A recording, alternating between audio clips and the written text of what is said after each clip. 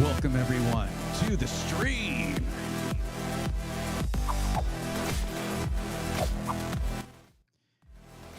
What's up everybody? Welcome to the stream.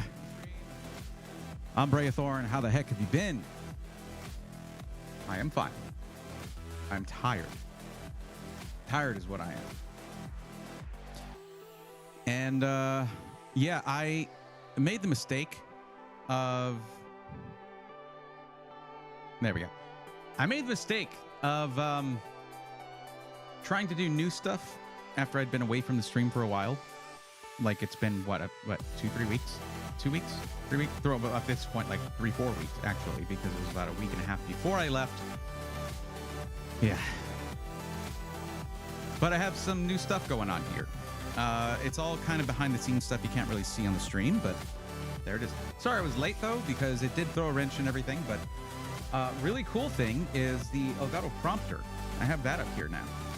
That means basically I can do things like have chat right there, or I can have the basically a projection of the stream up right here, so I can just see at all times when I'm looking at the camera what's on the screen, what you guys are seeing, and it helps me kind of like maintain what I'm doing. So yeah, it's pretty cool. I like it. I like it a lot, actually.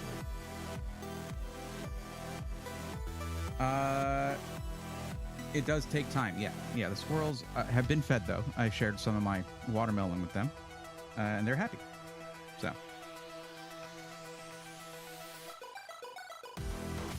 Okay. Let's see who's here. Steve, what's up? Crash, how you doing? Computex was insane. It was amazing. There were complications, but I mean that's part of the story we're sharing today. Sorry you won't be able to join tonight, Crash. You'll probably be in the box if you watch this later. Yo, Bears Beats and Battlestars, what's up, Triple B? How's it going? Thank you for the tier 1 sub. I appreciate you. Of course, because I haven't streamed in like 3-4 weeks, probably a lot of y'all's subscriptions have lapsed. Sorry about that. And I always hate skipping time when people are subscribed. That seems like I'm cheating you. I was like, what's up, Igor? How's it going, buddy? Coming in with 2 gifted subs. And a tier 3 subscription. 7 months of tier 3, my friend. Thank you. How are you? Sailor X, how you doing? Welcome in. Happy to have you here. And let's see. Ed G, how are you? Welcome.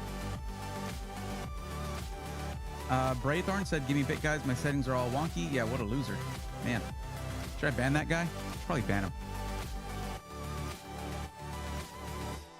Steve, I actually did have to turn it off and on again because I had to install some software, and even though it's not really necessary these days, I like to be thorough whenever I install something that has its claws in the system. Alice Duck, welcome. How are you? I saw that you did you say you were switching to YouTube, Twitch, because YouTube is giving you problems? Glad to have you either way. Let's see. GT Beakerman, how's it going? Welcome. And Alucard, what's going on, buddy? It's been a minute. How you been? Lightning Evo, how's it going? Alex Gzils says, "Yoop." Cool. Finally got a PC build since the last PC recommendation stream. Sweet. Hope that turned out good. I hope you'd let us know in the Discord as well. Mr. Sneak says, bro, is question demand for information? Hi, welcome to the stream. How are you? I don't like H-class motherboards, so it'll run it, but you're sacrificing a lot. Don't do it, unless it's for like an office computer. So, there's your answer. No. I mean, you didn't tell me whether it was for an office computer, whether it was for gaming, whether it was for content creation, or you didn't tell me really anything. You just said, hey, is it good for this? If the question is, will it work with it? Yes. And if you just went off of that, you would buy something that might severely disappoint you. So next time you're looking for information, try providing some too. That might be helpful for everybody involved. Mike992, welcome back. Thank you very much. Appreciate it. How you doing? What's up, Thicky? How's it going? Didn't know Alucard was Dracula backwards. When did you not know that? When did you not know that? You didn't know until right now? That's like the whole thing, is Alucard is Dracula backwards. Pretty cool name when you think about it. Like, either way, it's like one of those things that, like, it's cool either, I don't know. Braethorn, not as cool. Naraft, Earb, not as cool. Not, don't like that.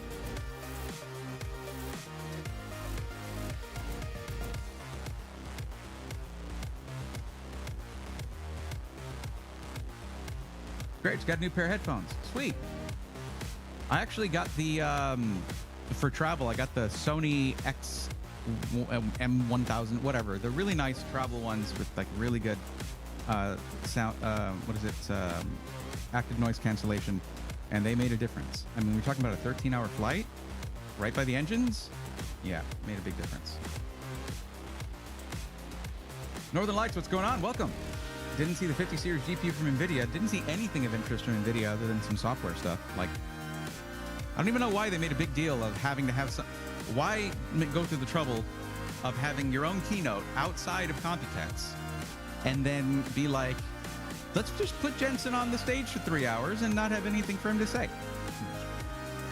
At first, I was really sad because I was going to miss that. Then I saw, because there's a whole story to it. I got to share all this stuff with you guys. I'll give you all the nitty gritty on everything that happened in a bit after I said hi to everybody. But yeah, and yes, Twitch chat, I am getting to you guys. I'm just handling YouTube chat first. Recovering from back problems. That sucks. I hate that. I hate that. That is, yep. I have a long history of those. So yeah, I feel you. Yeah, Mr. Sneak, if you don't have to go with that board, get something a little better. You're going to get way better power delivery if you go with anything but that. B-series board should be fine for you. While you were in Taiwan, I was at DreamHack Dallas with Lan all night. A few from the Robitech Discord. Cool, yeah. Me and Roby both had to miss DreamHack, and that sucks. DreamHack is in my stomping grounds. It's in Texas. I mean, it's still far from me. It's still like a 6-7 hour drive, but whatever. It's still my stomping grounds because I live in the state. Is the music loud for anybody else other than Mr. Sneak? I even have audio ducking going on, so... Oh, wait, what the heck? Why did it get louder? Yeah, it got louder for some reason. Really? Come on, Elgato. Come on. What you doing? It's probably my fault. The settings are still my thing that I do, so could be me. Fractal Mood was the best thing to come out of Computex. I disagree. I respectfully disagree. Help you out a blast. I did. Okay, I am going to stop reading YouTube chat. I'm going to move over to Twitch chat. Odyssey and Maxwell. They sound great, but heavy though. Oh, nice. Okay.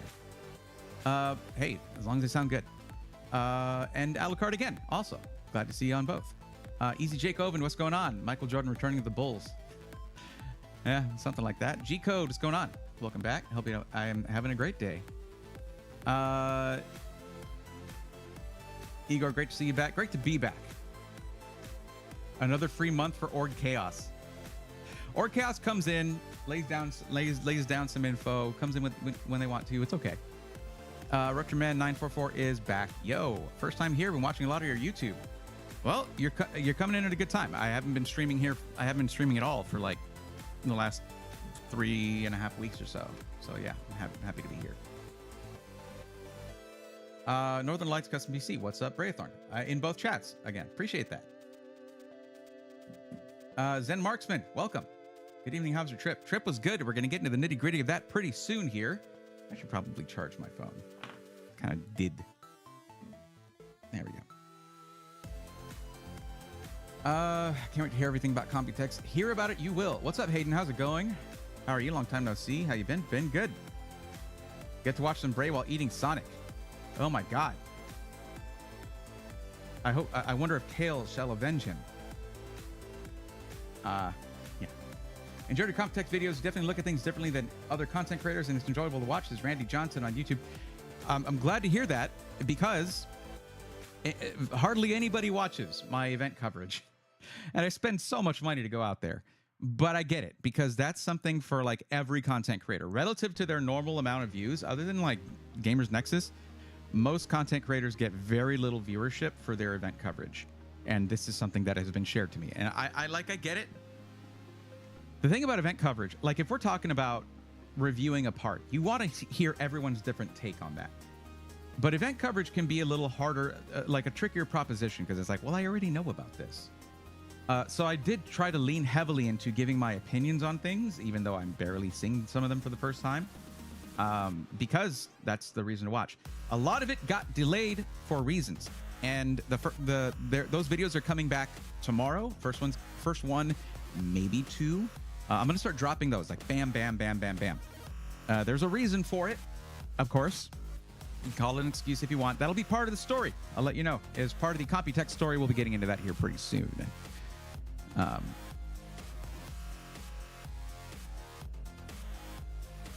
Let's see. Good to see you back, says Rusty. Good to be back. What's up? For a long time no stream. I know it. It feels weird to not do it, and then it feels weird to come back. Like, how weird is it? Like really? I can't get a break either way. So I'm just feeling weird, but I'm happy.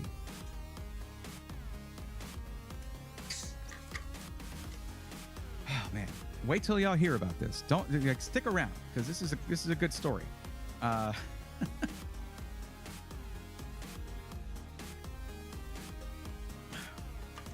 So why don't we dive into that?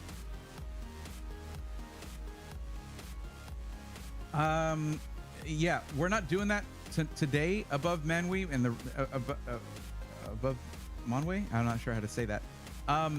And the reasons for that will be part of the story here, but it's a tricky time right now, because we know that the new AMD processors, as I predicted, are not very far off.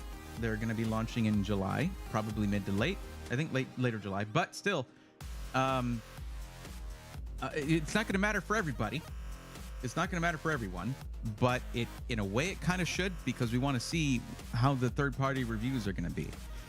I don't think everybody should wait, but this stream is for catching up on everything.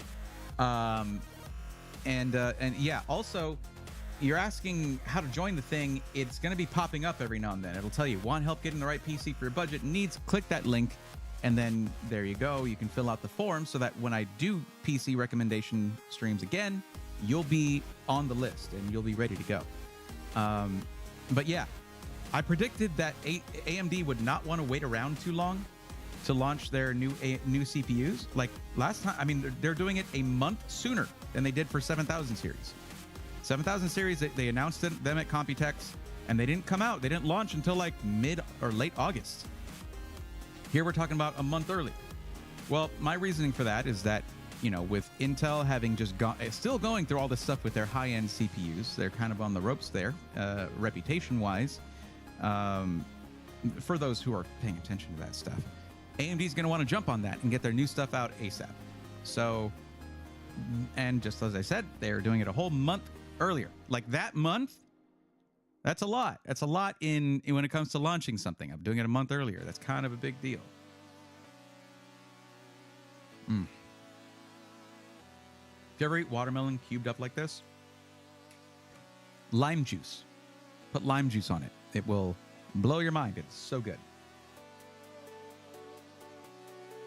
Ruruchi says, I think 7800X3D is still going to be the best gaming value for the rest of the year. That's what I was saying before all of this. I was like, if you're looking for just a gaming PC, 7800X3D is going to be on top for a while. Because another thing I predicted, this is not a big deal, but I completely predicted that no, even though it was speculated, no, they're not launching X3D because they don't do that. When they launch a new product stack for like their mainline CPUs, the X3D variants will come a couple quarters later. Those are going to be announced at CES. That's what happened last time. I cannot foresee any reason. I can't think of any reason why they wouldn't do that. So yeah, that means that just like the 5800X3D before it, the 7800X3D will remain at or near the top. I say that because the 5800X3D did have some that were like, you know, we're beating it out on stuff like when 13th gen came out. It was a big leap from 12th gen and it beat out the 5800X3D, but then the 7800X3D was out and it was like, okay, well, they own gaming again. Like that's that. Well, we'll see. We'll see when they announce it. A 9800X3D will be impending. I don't know if they're still going to, I hope they don't do another 79. I'm sorry. Like, I hope they don't do a 9900X 3D, that they just do a 9950X 3D, because the 9900X 3D, the 7900X 3D kind of sucked in a way. Like, it was more expensive than the 7800X 3D and worse at gaming. That's not great. And if you wanted more cores, you would just get the 16 core. So I hope they learned from that, because the reviews were really rough. And I imagine the sales reflected that.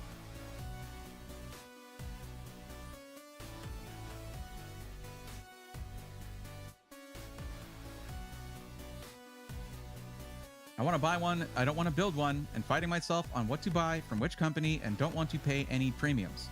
When you buy a pre-built, you are paying for the service of having it built for you. That is technically a premium. I also have hundreds of hours of video, like going over that, including a guide on exactly where to start when you're first figuring out what kind of pre-built you want to buy. I mean, that there's all kinds of stuff already there. The streams are just if you're like, look, man, I'm going to be spending thousands of dollars and I still don't think it's worth it to sit through a video. I want you to just tell me what to buy. Okay. All right. I guess that's what those streams are for, but that's a free service, meaning it's not at your convenience. It is at my convenience because it is free. You can also get it done for you by a techie in the Discord, which you can look at the, you can do !D and do that. There you go. Just like that. You guys don't have to do it. I just did it. That's in Twitch chat, by the way. Not in YouTube chat. Or you can wait until the next one. I mean, if you're getting help for free, like I'm telling you, other content creators do this for a couple $100 or more to help you out with that, to do a parts list or help you find a PC. And nobody really does it with pre-builts. They usually do it with parts lists. So it's remember the triangle, okay? The triangle is like this. You have whether the service or product is good, if it's fast, or if it's cheap or expensive, right? This is good and free, so it ain't gonna be fast. You can only get two of those things. You have to pick your two.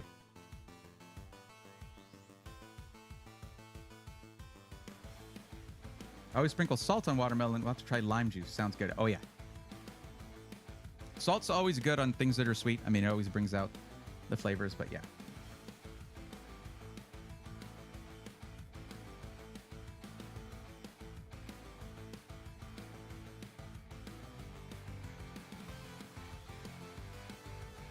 Man, hold on a second.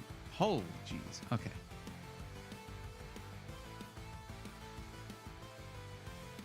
Okay, never mind. I got confused for a second. I saw views and I thought it was viewers. I was like, 97 people? No. That's the thing about coming back from being on hiatus for a bit, is that a lot of people don't have me in their routine anymore. Like that. Even that's how quick that can happen. But here we are.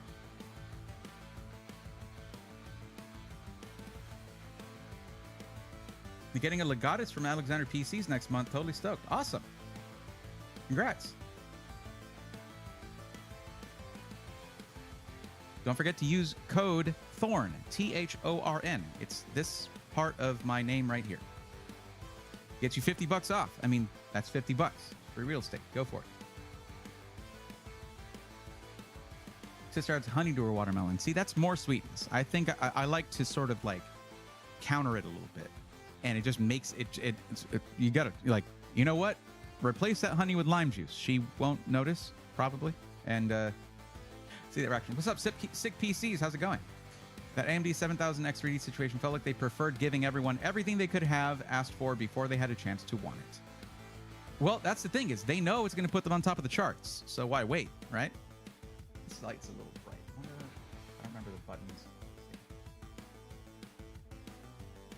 There we go. That's better. I'm not as glowy right there anymore. I found help from you after only 2 streams. I'm thinking that's fast service for free. Glad you think so, Craig. Hayden started your own pepper garden. Very cool. Tomatoes, cucumbers, sweet banana. That's awesome. Carolina Reaper. Wow. Brave. It's hot stuff. I gotten into the habit when I'm like doing stuff, like I'm working on this. As you guys can see, it is a complete mess in here. But I got in the habit of watching Oats and Goats pretty consistently. Like he's been doing a lot of Super Metroid map rando races with like a bunch of other people, and he streams them. But I'll watch the VODs, and he also has his own garden, and he talks about it like all the time. Wasn't there, Rurutu earlier said, wasn't there the ability to limit the clock speed of non-3D chips on 7950X 3D to have Windows prioritize 3D cores for gaming? I mean, you have to approach the 7950X 3D a little bit differently.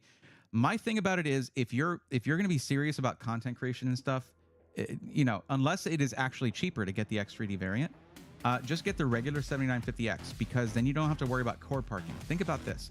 If you're game streaming, right? If you're streaming gameplay, the Xbox game bar is going to recognize that you're playing a game. And even though you're streaming and you're running your OBS, you're running Spotify, you're running Discord, you're running whatever, running all these different things, it will still park 8 of those cores, the non-X3D cores, because you're running a game. To my mind, it's better to just get the plain old 7950X non-3D. I'm really excited to see the 9950X like that.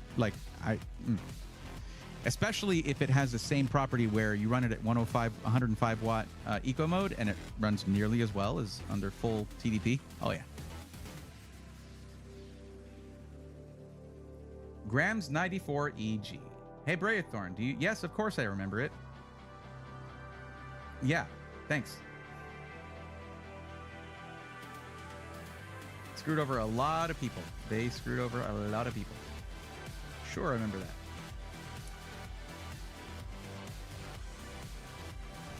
Okay, let's talk about Computex. Let's talk about this journey. So,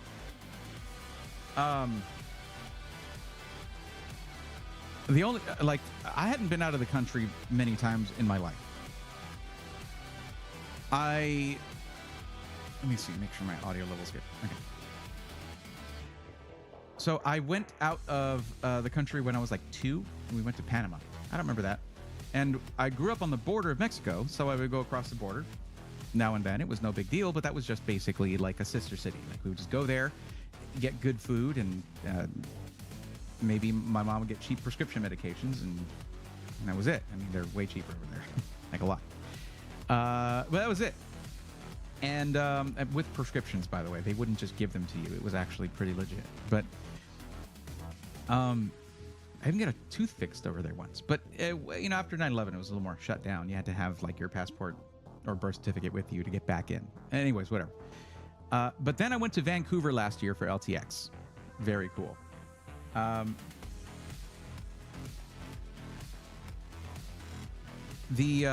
the prospect of just having that trip to Vancouver to sort of like get me into the whole traveling as an adult to other countries, it was pretty daunting, but I wasn't going to miss this. Now, once I was able to go, there was no way I was going to miss it.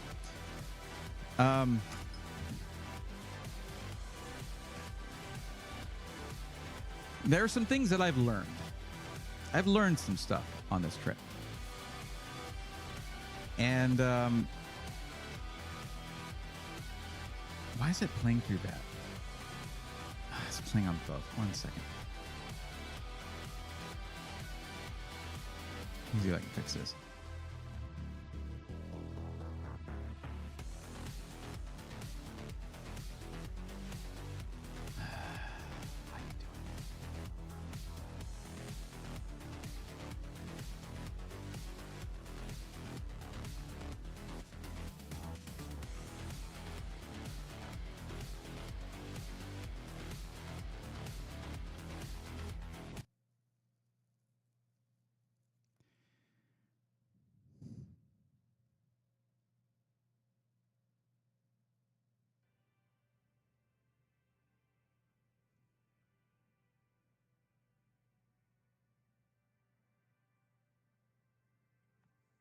Sorry, guys, 1 second.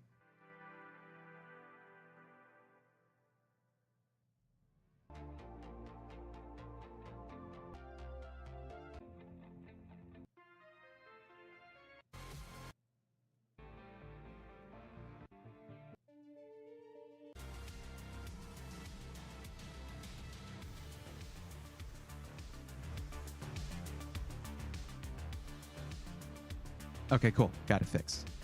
Sweet. Okay.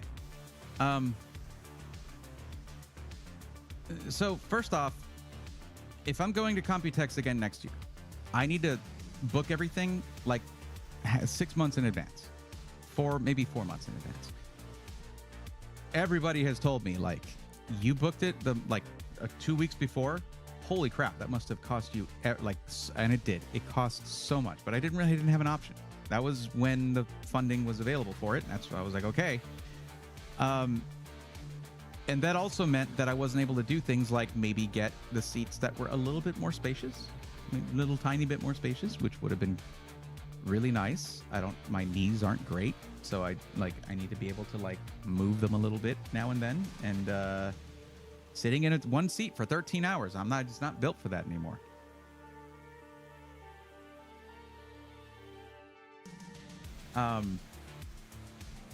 I also learned that international flights do not wait around. So here's how it went. The day of the flight, there had been some inclement weather because basically I fly from where I'm at to Houston, then from Houston to San Francisco, then from San Francisco I was going to Taiwan. There were probably better routes available, but this was what it was available at the time. And Houston had thunderstorms going on, like pretty severe thunderstorms going on in the morning. So my flight from here to Houston was delayed for like an hour and a half. I was like, no big deal. I got some long layovers. I should be okay. Well, the flights out of Houston as well was also delayed. And it was still within reach. And then, but then even after the time had passed where they were like, it's going to take this long, I got another notification from United. I flew United. That said, your flight has been delayed further because we're waiting for the crew. I was like, what do you mean waiting for the crew? Where did they go? Why are they didn't they fly it in? Like, what did they do? Yeah. So basically, because of that final delay, it was still close. I missed my flight to Taiwan from San Francisco by 15 minutes. 15 minutes. And because it was so close, I didn't want to reschedule to another flight right away. And when we landed, and I realized that we had missed it, like they were saying, there are 9 other people on this flight who are trying to make that flight. I was like, will they hold it? And they were like, they might. Yeah. Once I got there, they were like, no, of course they didn't hold it. It's an international flight. They don't really wait around if there's just a few people missing it. It's an international flight. There's standbys. So standbys are like, okay, we're on. And then they go. I'm just like, why didn't they tell me that sooner? Anybody, literally anyone who's been doing this for longer than a year or whatever could have been like, no, they don't hold international flights. You need to reschedule something. Cool. I was like, cool, just give me another one. Give me another flight. I can wait around a few hours. It's no big deal. I was supposed to arrive on Saturday the 1st. That was the first, right? I was supposed to arrive on Saturday the 1st. There was nothing happening that day. The only thing that was happening, the soonest to that was on Sunday, I had gotten approved to attend the NVIDIA keynote and the NVIDIA event that was going on around it. And I was super stoked for that because, the guy I know at NVIDIA helped me out with that to get that submitted and approved and all that. And I felt really good. Even though there was really nothing they announced that was really worth being there, I still was like, I don't want to miss anything because you never know if something's going to be a big thing or not. You have no idea. In hindsight, it's like, yeah, who cares? But I didn't have hindsight. I was not hind yet. So that's when they gave me the news of, hey, we don't have any other flights to Taiwan for 36 hours. Not till 11:30 p.m. tomorrow. I was like, oh. Okay. What are you going to do about that? Like, what the hell? Like, is there anything? Like, I don't care what it is. I'll fly with the checked baggage. I do not care. I don't want to, like, take that long to wait because then your baggage can, like, get a little lost. If it's longer than 12 hours, you'll generally get your checked bags given back to you if you have a layover longer than 12 hours. I was like, that's 36 hours? That's like, what are you gonna do with my checked bags? They're like, for this, we would hold on to it for you. I'm like, okay, cool. So I don't have, I don't have my toiletries or anything like that because I don't take those in my carry-on because I have like stuff in there that I'd rather check. You know, it's like, I don't have to have all the exact clear little containers, things like that. And I realized that to save weight, I had put my laptop charger in there as well because it's a big, heavy brick. I hate my laptop. It's not good. It sucks. And there's other problems with it I'll tell you about later. But I was like, well, I could have gotten some work done. I could have made an intro for the videos for Computex or something like that. So we had that ready to go. We already had an outro, but like, nope. And I was like, I'm gonna have to pay for my own. Like, you guys delayed this. Like, y'all. It was flight delays. I didn't miss my flight. So like, are you gonna give me a hotel room? You gonna give me like food vouchers? What do we got? And they're like, we don't do that for weather delays. I was like, ha ha, no. That's stupid because it was not a weather delay that actually made me miss the flight. Look right here. This says it's because we were waiting on the crew. Y'all sent that to me. So what are we going to do? And they were like, okay, we'll get you a hotel voucher, get you a couple food vouchers.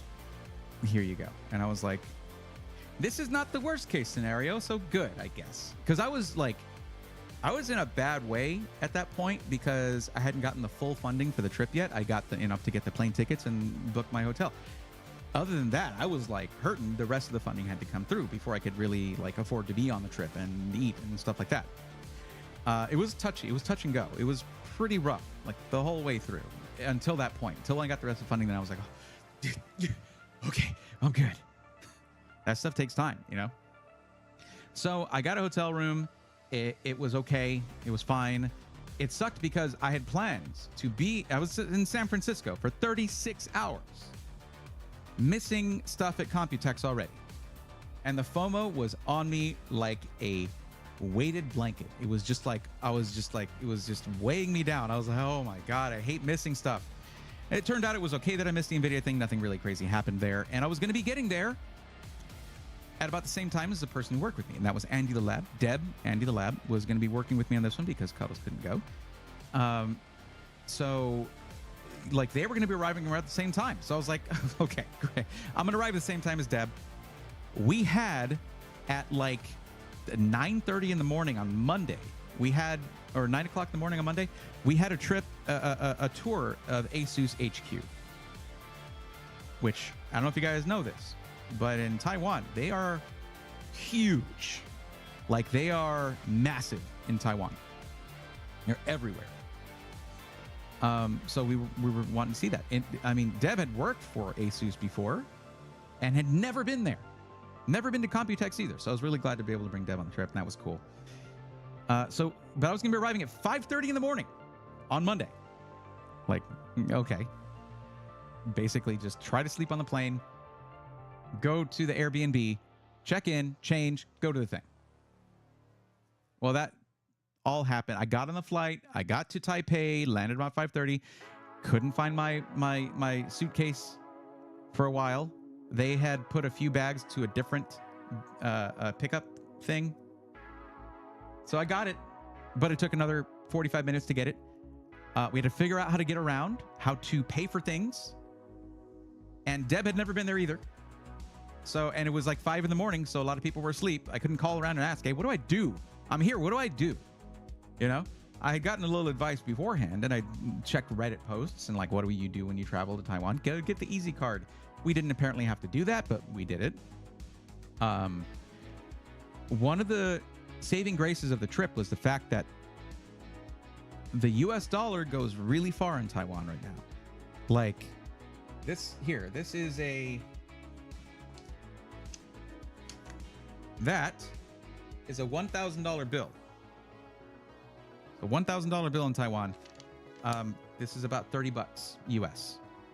But it doesn't trade that way over there. Like it's not like $30 is $1,000 over there. It's not quite like that. But if you're getting yourself a bubble tea, right? You might like give them a $50 coin. There you go. or like some would have it for even the $10 coin. There you go. Which their money is gorgeous, by the way. And I was always, whenever I travel internationally now, I'm always like, why does everyone's money look so much nicer than ours? Like Canadian money, Taiwanese money, both way nicer. Ours is just like green. Like they have different colors for theirs. This is a $100 bill right here. Look at that. Has this like foil, like multicolored foil line going through it. It's just really, really pretty money. Anyway, whatever. I need to check chat and see what's going on. What's up, Dodger Dog? How's it going? NVIDIA will buy you a plane for next Computex. I don't think they'll do that.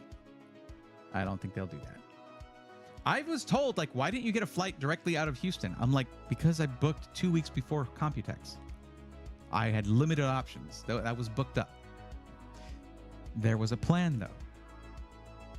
Because I was going to be flying back, and I'll go ahead and skip part. I mean, I'll come back to the story.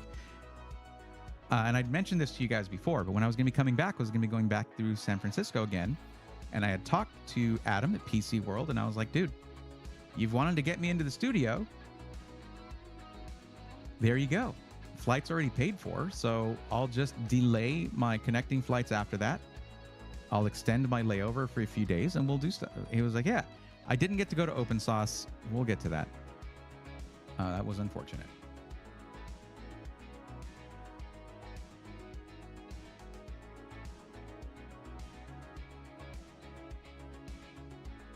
I like how I'm doing a thing, and there's still stuff like, hey, shut up about that and help me with my question. Guys, this is not, it's not a, if you're looking for help on upgrading your pre-built, I have good news for you. I have a whole series on that coming out. Okay, it did get delayed because of that PC that it's all based on taking forever to come in, and also Computex, but it's happening. The thing is, Mr. Sneak, the motherboard, how to swap your motherboard is a very late episode in that series. Like it's later on in the series. We're starting with the real simple stuff like, you know, how to add storage to your PC, stuff like that. It's called Pre-Built, Rebuilt. I've already done a good amount of production on it, B-roll, stuff like that. It's just it all had to be delayed. Sorry if it's a dumb question. Oh, I see. So Computex is just like a showcase. It shows you new stuff, or you can't. No, it's a trade show which I guess can be actually kind of a misleading name. You don't buy anything there. You can set up deals. There's a lot of B2B, business to business dealings that are there. Most of the show is dedicated to industry people. The final day is open to the public. So it's mainly everyone's saying this is the new stuff we're going to have, and this is the other stuff that we're releasing right now or whatever. Yeah, it's a trade show. That's what trade shows generally are. The future of a company's product, basically.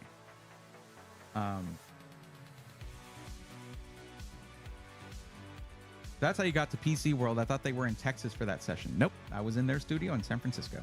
But anyways.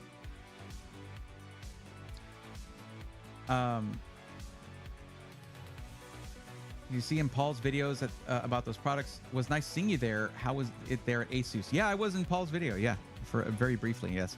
And I was also in Joe's video more. I was in Joe's video more so because Joe has his own channel, Joe the editor.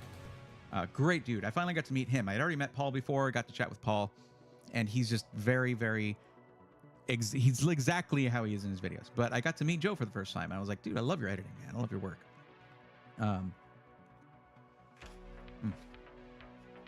Anyway, where was I? Oh yeah, ASUS tour. So we were, what? DF Starfield? Really? Holy crap! 69.69. Jesus. Yo, thank you, DF Starfield. Hold up, I'll do this thing. Thank you, DF Starfield, for donating 69.69. Nice. Let's go, nerds. And Elzio Swear for the $9.99 for the $10 super chat. Appreciate that. Thank you.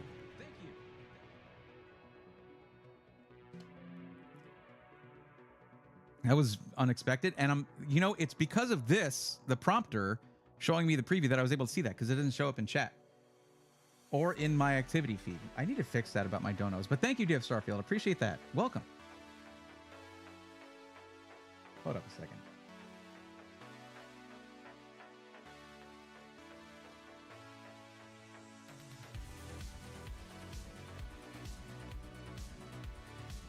That just didn't seem right to me. There you go. Yo, Braythorn, thank you for gifting a tier 1 sub to DF Starfield. Glad to have safe flight. Sorry about the trouble with the airline. It's all good. All good. They made it up. They made up for it later on with the layover thing with me doing the stuff with PC World. They were super cool about that. They took and they didn't like fully lose any of my luggage. The flights were otherwise okay. So anyway, the ASUS tour was cool. I don't know how much I want to go into each different thing. We're not doing a video about the ASUS tour because there was some stuff there that we were under embargo for. So like we have some B-roll from it, like that we'll use and stuff. But there wasn't really anything that I wanted to make a video about there. We made an ASUS video. That one's already been published. And a couple of the things that we showed in that video were part of the tour. We got to see things before Computex, basically, but we couldn't publish anything about it. Oh, well. Anyway. Oh, you're very welcome, DF Starfield. Heck yeah. Oh, let me read this super chat, too, from L0 Swear. Hey, Bray, I need help getting a PC. Stuck between the Prism 3 with an i9 14K 4080 Super or Corsair. Well, I'm not really doing those in this stream. But I also don't know what you're trying to do with your PC. I don't know that most people don't need if you're just gaming, you don't need an i9. You do not need an i9 if you're just gaming. It's get a 7800X 3D instead if you're just gaming. But I don't know if you're just gaming. I don't know if you're doing content creation or if you're streaming or if you're doing coding or if you're 3D design, Photoshop. I don't know what you're doing. So I can't really make a recommendation to you. That's why the form exists. It is listed in the description. You can click a link there, fill out the form, and on Thursday, I guess I'll do a PC matchmaking stream. I'll take care of you then, because we're not really doing PC recommendations on this one. And I apologize because you did a $10 super chat, but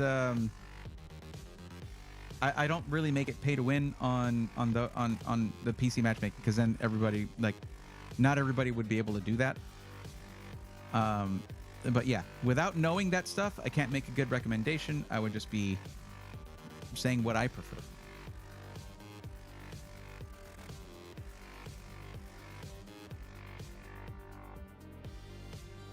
Click that link in the description, and when you go to fill out that form, you're going to learn something. You're going to see what questions you should be asking yourself. And that's pretty important. Jasmine DeBean, what's up? The funniest thing I've done this year was building my PC. Okay. Aspire, what do you think about Montex cases? I think they made a good move, making a larger King 95 with more fans, things like that. They had some nice cases there. I didn't spend a long time at Montec. I was mostly interested in the next-gen platform stuff because that's what my recommendations center around more. Cases are a matter of preference. But when it comes to the real meat and potatoes of what I'm recommending, it comes down to CPUs, motherboards, GPUs. Wasn't really any news on GPUs, so I was focused on... There are 2 videos coming out where it's just about motherboards, from one from Gigabyte, one from ASRock. MSI, we covered a lot of stuff at MSI, but there's a whole segment just on their motherboards. Cam 2 RAM is pretty interesting too, the new memory standard there. But, that's future stuff. It's, yeah, you can probably buy it. You can buy stuff here pretty soon, but it's like, it's not going to be in the mainstream for a while, I think. Anyway, it's limited too. Kind of like the BTF or Project Zero stuff with the connectors in the back. But anyways, one thing, I want to talk about my Airbnb. Our Airbnb was bonkers. So it's in Taipei, there are these neighborhoods where it's just alleyways. It's narrow alleys, and it's almost like it's townhomes in there because you have a lower level stairs up, and then you have an upper level, and that's people living there. There's a garage right there. So basically, alleyway, garages, and doors, and that they're like townhomes there, and they're huge. I should actually show you Joe's video on this because he did some walking around footage, and he showed it really well.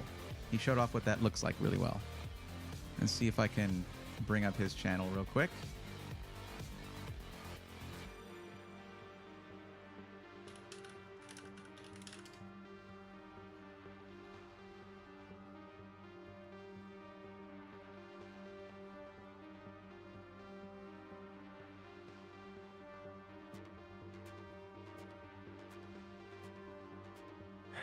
Hey, what's up?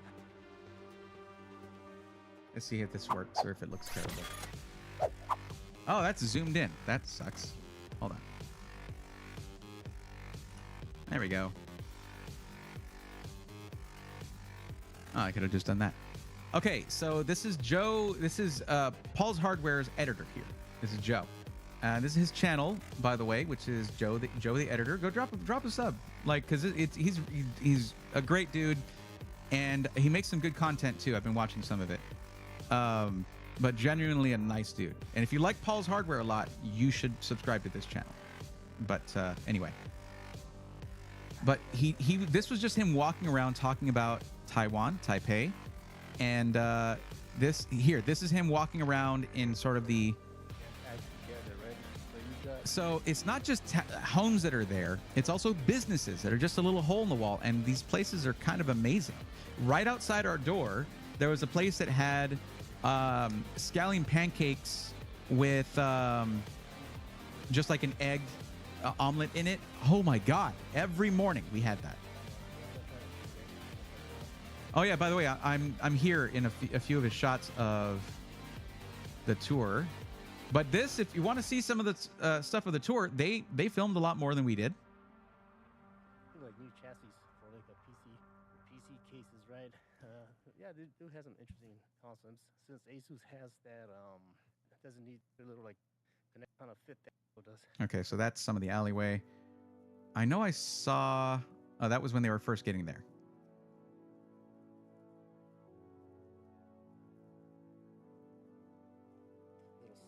See, that's like a little sidewalk thing there, but it's not an actual sidewalk. So that's them during the presentation. We missed this. We were actually a little bit late, so we missed this part. But they were just talking about peripherals, apparently. Oh, look. Yo, it's your boy. It's me. That's me right there. But yeah, I was on a tour with Paul and Pedro, and it was really cool. And Roby as well. This is when they took us into where they were presenting a lot of stuff. And this is more stuff. The thing about it is, he passes by the exact street that we were on. I think their Airbnb was really close to us, which is kind of crazy, because we didn't really see them much more for the rest of the trip. They went. This is them going to the Fantex booth, which was really cool. I have a video coming out on that. Fantex freaking killed it. But yeah, I was in this video a few times here and there because I was in the group with them. But it was really cool. Taipei, if you want to just have a walk around video of Taipei, let me give you all the link to this video so you can check it out later on. Oh, that would be me.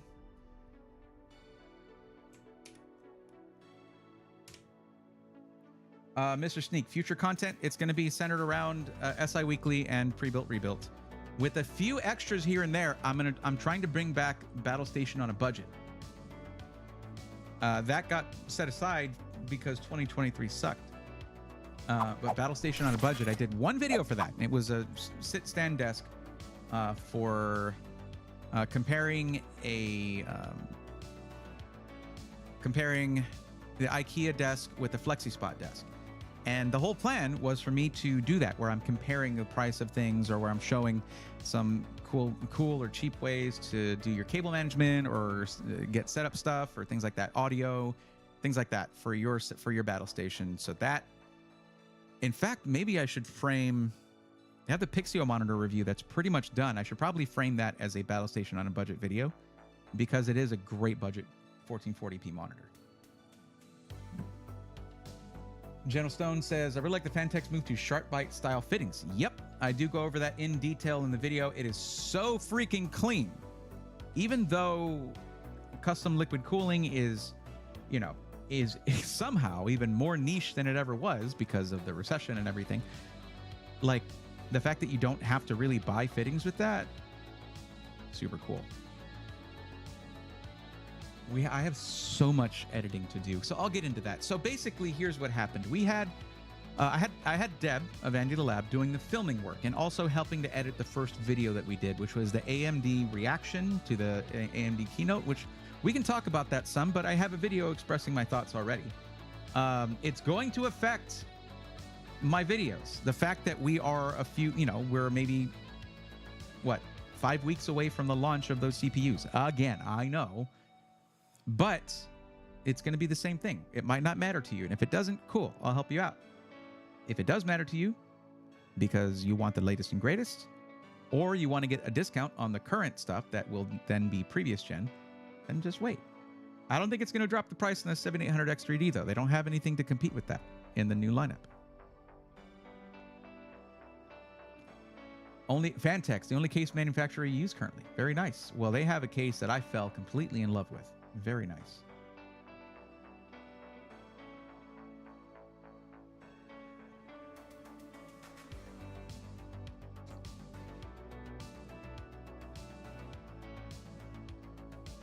Cam 2 was cool. On the other hand, if you watch the Asus video, it just slipped out. But I was like, oh, cool, more pins to bend. And I realized that when I was talking to JJ from Asus, and I realized that could be taken wrong as if and go towards the whole RMA topic. But if you watch that video, you watch the first minute of it, you know that I cover the whole Asus. It's unlikely that you watched the video because very, very few people did. And that's normal for our event coverage, but that's fine. But I realized, like, oh, maybe I shouldn't have said that one. But basically, it has something like pins, like in a socket, that you make contact with a Cam 2 RAM. But don't worry, I covered that in that video. Until I have it in my hands and I can test it and do all that kind of stuff, there's not really much to cover there. And that hasn't already been thoroughly covered by others, especially Gordon's coverage on it. Like, good Lord, watch PC World's coverage on Cam 2. Gordon does a deep dive. It is so good. I actually watched it to prepare to be on their stream, but I'm getting ahead of myself. Anyway, so I had Deb on filming duty. Also, Deb helped me edit the first video, but I had Deb there to film stuff. I had someone here in Texas to help with editing because Cuddles was unavailable. They were, he lost someone in his family. He was on family leave. Like, I wasn't going to bug him for anything. I respect the man too much, and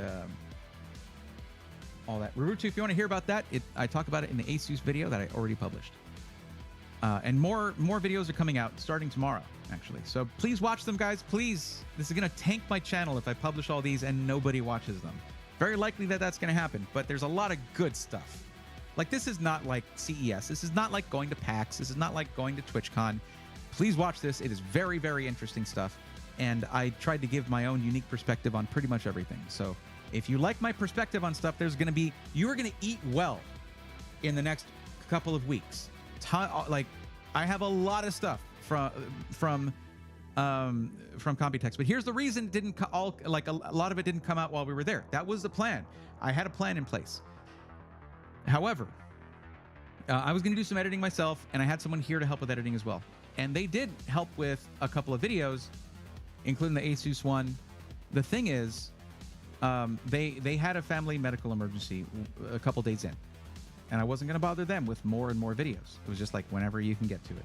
And they have edited the one that I'm going to publish tomorrow. I'm just going in and doing a little bit more editing, color grading, stuff like that. But I could barely edit anything, and the reason is this thing right here. This laptop. Not hating on MSI here, but their software is kind of the worst. MSI Center is the worst. They have this color management thing. It has ruined the screen. I basically should have reinstalled Windows on this thing forever ago just to get a clean slate, and I would probably have okay color on it. But it's an MSI laptop and MSI software, and I worried that if I didn't have that installed, that it would not give me good color either way, because it's their panel. It's their laptop. And without good color, you cannot do color grading. Like, it would look really bad. Like, basically, Without color grading, with 0 color grading, it would look like this. This is S-Log 3. Doesn't look great, but this is the way that a Sony camera gets incredible dynamic range and an incredible depth of color, basically. 10:2:2 and all that. So yes, Hayden, I'll talk about the food there. I'm getting there. Angry Beaver, what's up, buddy? How you doing? MT Forrester, thoughts on Corsair pre-builts? They're fine. You're paying a bit of a Corsair tax because it's all Corsair stuff. Is that the right one? Or is this the right one? That is not the right one. This is the right one. Okay. Anyway. But I have a LUT on this so that it basically takes all that information and it turns it into something that looks like good video. Everything looked washed out like I just showed you. No matter what I do on that monitor, it sucks. Or I have a gaming profile I can put to the monitor, and then it looks like this. Not like this, no. It looks like this. Yeah, gaming!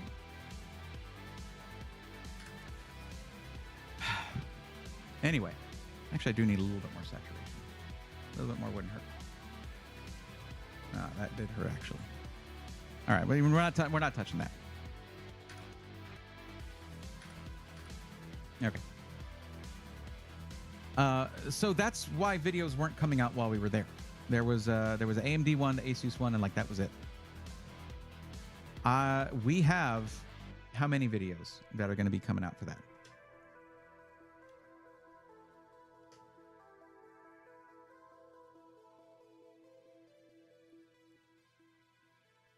Computex 2024. So let's see.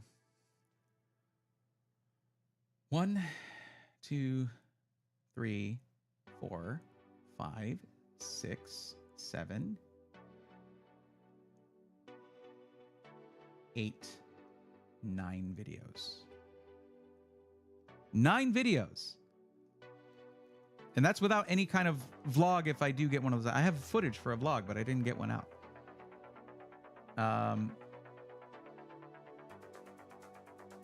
Yeah, 9 videos to publish.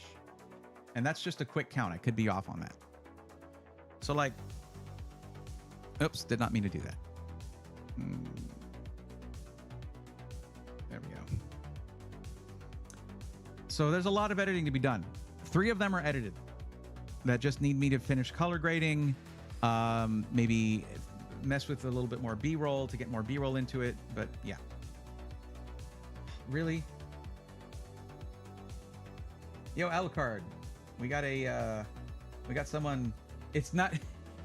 They're not our buddy. They're trying to give us a link to get cheap viewers. That's an Instaban right there. I got it. I don't think they're trying to actually help out.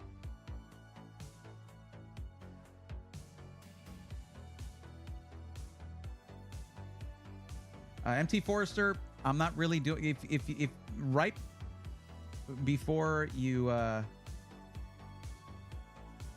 said the pricing and stuff, there's a thing from Stream Elements saying, want help getting the right PC? Click this link, fill out the form. We're not doing a PC matchmaking stream right now. As you see in the title, it's just catching up with Computex getting back into the streaming game. Thursday, we're going to do another PC matchmaking stream. Okay. Because if I just tell you, hey, that's a good PC, I'm not giving you helpful info. I don't know what you need as an individual. You could be spending way more than you need to. And the extra money could instead go towards a nice monitor, nice peripherals, or the other things that you need with a PC. Because if you just buy the PC and you didn't think about getting maybe a monitor with it, you're probably not going to enjoy it very much.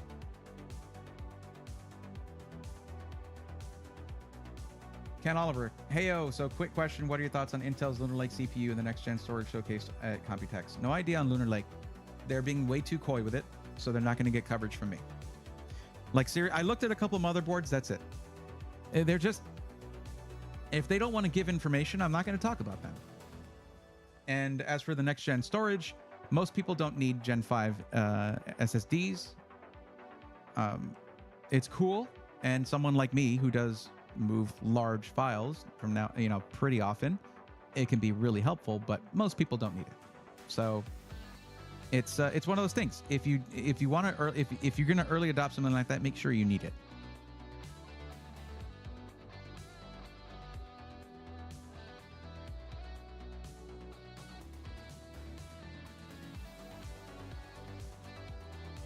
Yeah, I don't cover the monitor stuff really. There's a lot of resources for that. I do cover just the PC. But, I mean, yeah, if you fill out the form, come back on Thursday. Hang out now, of course, if you want to hear about new stuff at Computex and the experience and everything, sure. And, of course, I got content coming out on that starting tomorrow. But the PC Matchmaking stream is on Thursday. And then I got to figure out whether I'm going to continue probably what I'll do is just like with Computex, I'll keep doing them until a couple weeks before the launch of the AMD processors. Then we can see third-party reporting on that, third-party reviews, see how they turn out. But there's going to be a lot of people who I'm like, you need to consider waiting, especially if you're considering upgrading your CPU. Why waste the money? Just wait a couple weeks and just buy the newer one then. It'll be the same price as the ones are right now, probably. Or maybe a little bit more, but you're not buying 2 CPUs then. Anyways, whatever. Back to the story. I'm totally derailed now. What the heck was I talking about? Oh, the Airbnb. Really cool. Very different, though. So I showed you guys the alleyways, and, Joe was showing that.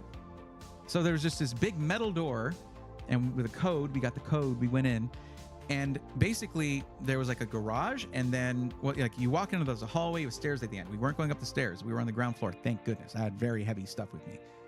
But then we went into you go into the garage, and there's like a sliding door there in the back of the garage, and then that's the place. And it was like locked on its own. It all had individual locks, so we felt, I'm pretty sure the owner lived upstairs, totally fine, no problem with me. But we had 2 big bedrooms there. We had 2 separate bathrooms, living room, the kitchen. Some of it was pretty compact, and I gotta say, probably the biggest culture shock for me there, other than the scooters. Oh my goodness, Scooter Mageddon. If you've never seen what the scooter situation is like in Taipei, good Lord. But no, the bathrooms were weird. There's no separate, and I'm sure hotels are different, but this is just someone's abode, right? And in both of the bathrooms, it was the same thing. You don't have a separate thing for a shower. You just have a bathroom with a drain in the floor, and there's just a shower head on the wall. And I actually ended up loving this. It was awesome. Because you just clean up the bathroom, you're like, there you go. Cool. Also, bidets. Awesome. I'm like, I need to get one of those. I'm going to get a Ludwig bidet or something like that. It's just the best. Especially I live in a humid and hot area as well. In Taiwan, they deal with that too. So very common over there to have bidets. Just it's just good. It's just like, why don't we do that as a common thing here? No idea. I have the swipe and I love it.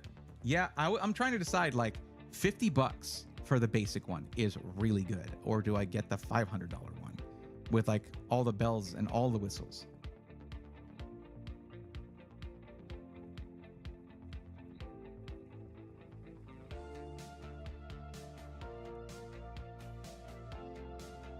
Did you get a keychain? Says Sailor X. Yeah. Actually, where's my favorite keychain that I got? Is it here? It might be here. Where did I put it?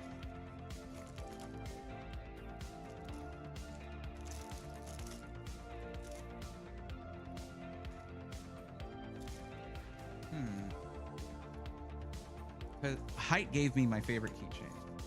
Actually, if you watch the Full Nerd podcast, I'm there toying with it the whole time.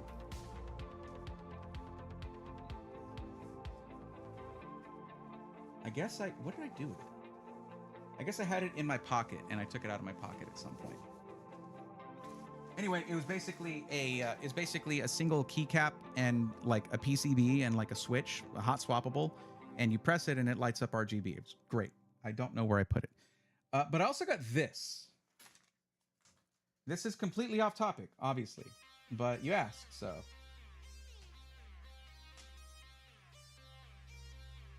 So the video one of the videos coming out tomorrow, if I do more than one, or the only video coming out tomorrow, if I only do one, I'm putting this back together so I can do the whole thing, is from this company, TriX. And they're super, like, keep an eye on these guys.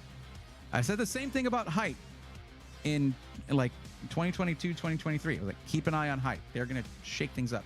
These guys are going to do the same. But they had this, and it has a keychain, though kind of a dangerous one. This is like a bag tag or a keychain, and it has just like their slogan and some like written words on there, and it comes with this like wire loop to sort of hang it on there, like a locking wire loop. But the best thing in here was this. Don't get all excited that I got a ton of swag. I really didn't get that much, surprisingly. But it's this right here. It's just a fidget cube.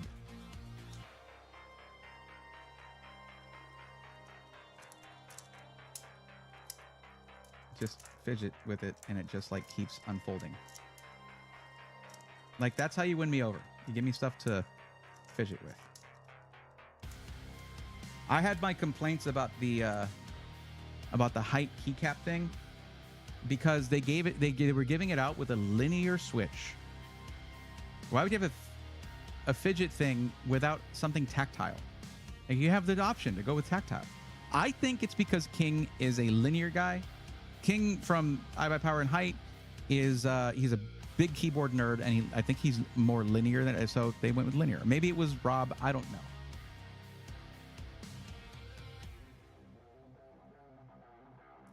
But yeah. Anyway, the video tomorrow is a Trikes video, so watch that one. Like, they're gonna shake things up. I take my word for that. They are gonna shake things up. Like, it's who everybody was talking about. And to me, I don't care what awards you get. I don't care what coverage you get. If everyone's talking about you at Computex, you made a splash. You did your job. You did the thing. And that's what was going on. So keep an eye on Trikes. Like, their case that is already on the market is sick. Gib. Sorry, I can't do that. The Asus one is tactile. It's on my headboard.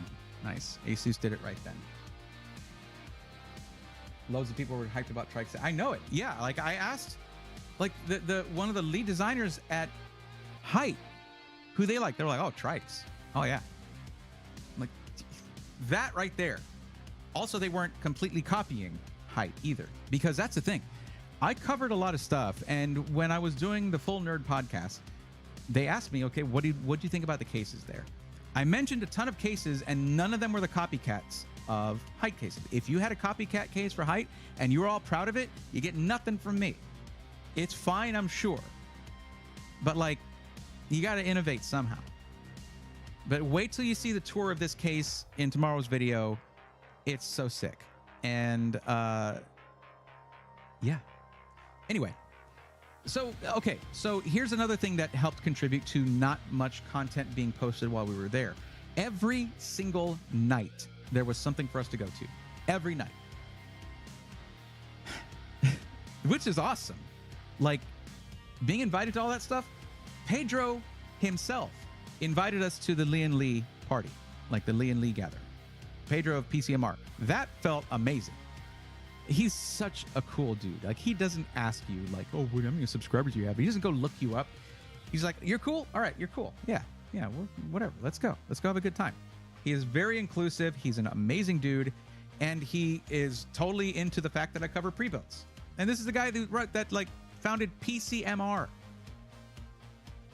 where a lot of the trolls come from, which, not all of them, but some of them. Anyway, another thing I didn't really cover because there were just too, it's too saturated at this point. But the handhelds, it's all getting too, everybody and their grandma had handhelds there. Zotac had a handheld. Antec had a handheld. It's like, what are y'all doing? Antec, you're a case company. What are you doing? Why are you making a handheld? But they worked with another company to make that. They just want to have they want to throw their name in the hat. We want to have some skin in the handheld game because it's a big thing right now. Zotac I can understand, I guess, you know, they make hardware, but like it's gonna be hard to compete with some of the other ones. I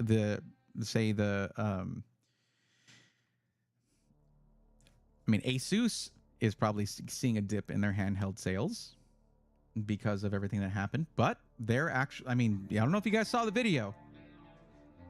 I don't know if this is controversial, if it's a hot take or not. I think they did better than Newegg did. When Steve was pinning Newegg to the wall, they were not great. They did not do well. They did what they needed to do. But Asus was a little bit better. It took a little time to get to the right person. Yes, that's Asus, okay? It's a massive company, bigger than Newegg, way bigger than Newegg, okay? But they did it. And thanks to the good preparation that Steve did, having all the ducks in a row, working with legal team on that, and getting all the sort of everything to where it's like, this is doable, this is what we're saying, this is what we want to see, and they got agreement on all of that stuff. So good. But still, it's going to affect handheld sales, obviously, because that was a main issue there. Anyway, there were a ton of cases there, and I loved seeing a lot of them. The Be Quiet, I guess light base 600 and 900 were amazing. Was it 600 and 800 or 600 and 900? One of those, whatever. The gorgeous cases, really cool. And Fantex, oh man, the Evolve X2 is like, I want that thing. I want to take my Founders Edition 4090 and put it in that because it looks like one. Like it's awesome. It's an awesome looking case.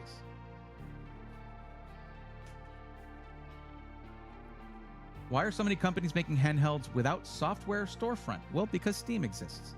They're never going to beat Steam. The Asus one is... Oh, okay, that's right. That was a keyboard thing. It was either new cases, handhelds, or AI. Oh, God, don't talk to me about AI. I had enough people doing that. It was shoehorned into everything. But we were all expecting that. It was the same thing as CES 2023 with Metaverse. Every marketing email I got to set up something, to make an appointment, it was how we're joining the Metaverse. How'd that go, by the way? How was that? How's the Metaverse treating you? Good? I hope so, because nobody else is there. It's always going to be a thing. There's always going to be a thing that a bandwagon, everyone's got to jump on it. So what you do is you go to these things and you ignore them.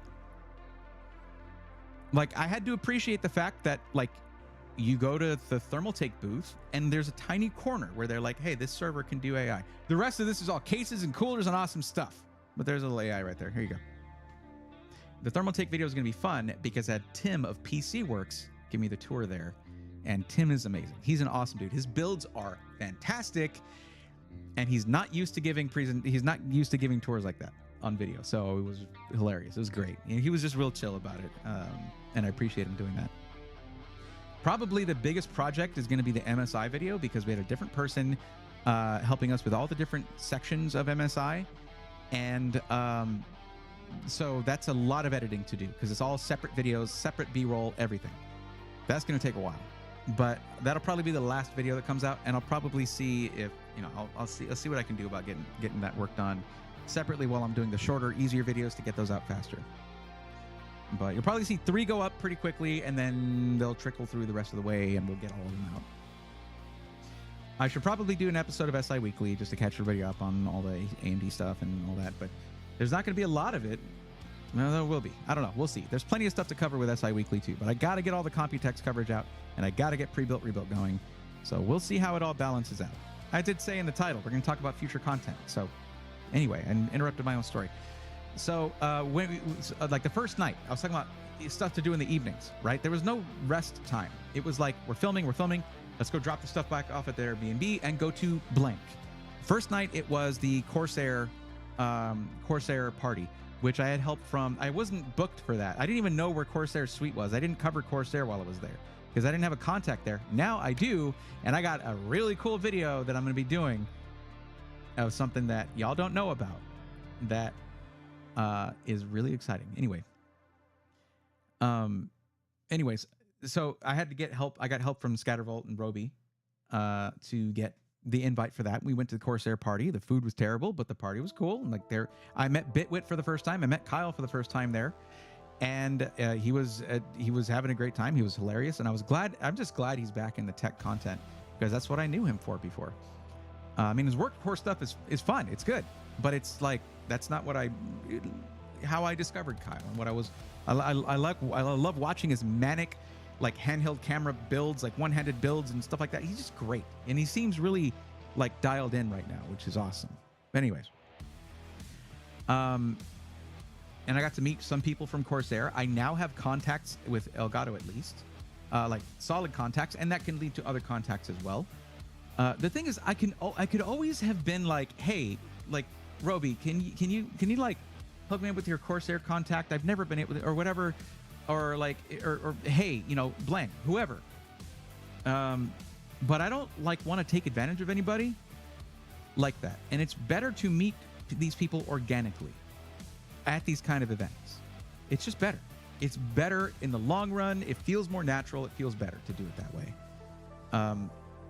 So anyway, the next day it was like that Monday we just did the tour, the Asus thing, and then we went to like a Gigabyte thing, and then that night was a Corsair party. And then Tuesday came and we went to the show. We went to go check stuff out. We went to, what did we film on Tuesday? We didn't film much on Tuesday other than my AMD reaction, basically. I filmed that, or I talked about it. And filmed that. I think we got it uploaded like the next day. And that night was another thing. I would have to like look at the schedule, but there was something every night. Let's just put it that way. But man, Computex itself was crazy. It is in many ways far better than CES. There are several reasons for this. CES is not based on computers. It is consumer electronics. CE. That's the CE. It is all consumer electronics. So it is way too big. When I go to CES, I basically don't leave the Venetian because the suite's there and then the expo there is where all the computer stuff is. I have gone to CES twice, and neither time did I go to the Las Vegas Convention Center. No reason. All of the SIs and part manufacturers for PCs are all at the Venetian every time. Or they'll have a suite somewhere that I have to go to.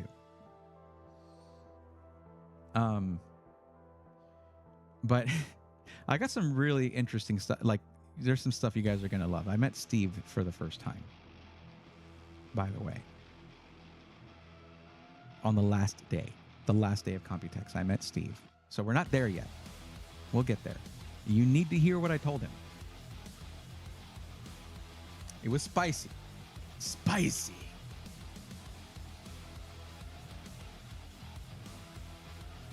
Rarethorn, if you could have gotten one thing free from Computex, what would it be?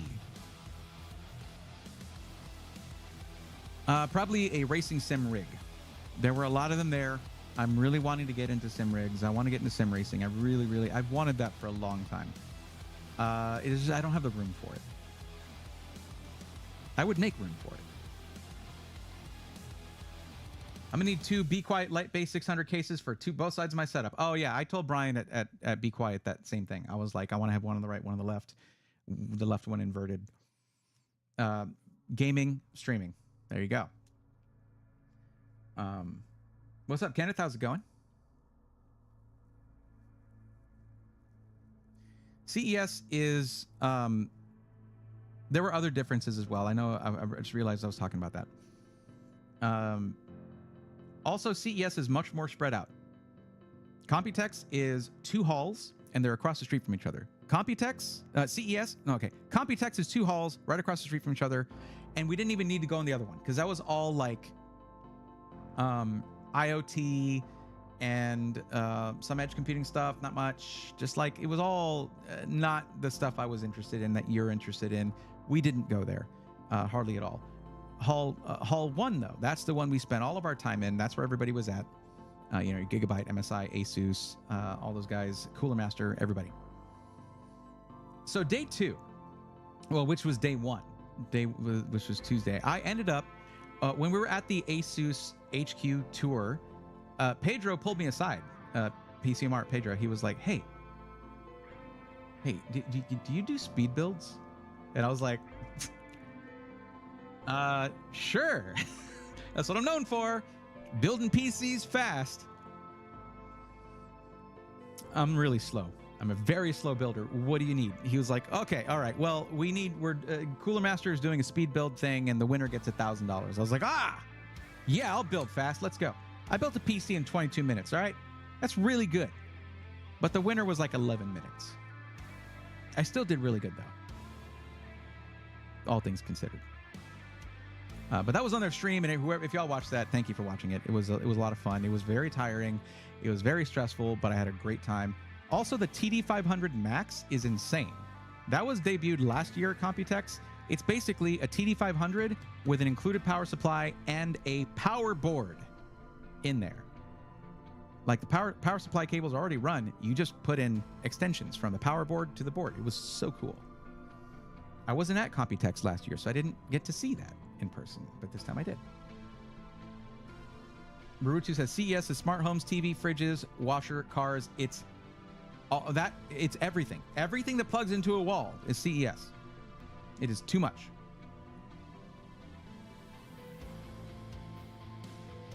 It was fun to watch. Thank you for watching, Jasmine. I wasn't able to see chat at any point, but yeah.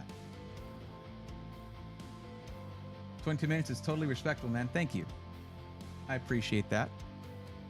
But I don't know. I found myself doing things that nobody else was doing. Everybody was putting in the M.2 drive in one of the open slots. I put it under the one with the heat spreader, and they were like, "No one else has done this." I'm like, I wonder why, but I can't stop myself. This is the optimal place for it. Like, oh, come on. Yeah. I'm not meant for speed building, honestly. And I feel like maybe I could get better at it, but I'm not meant for it. It's not what I'm built for. I used to do it. I used to have to do it. It was part of my job. When I was doing IT for before I became IT admin at this place, I was an IT technician there, and we had to build like 46 back office PCs, and I got it done in 2 days. It was like, that's a lot of PCs to build in, 2 8-hour shifts, but I did, and there was even time to spare. So I used to build PCs fast all the time. But like, yeah. I saw Antec had some nice cases of Computex. Haven't seen much from them in a while. Yeah, they're making a comeback. I don't know why they're doing a handheld. It's dumb, but they're doing it. I'd like to build a PC. I'm just nervous that I might just accidentally destroy the system.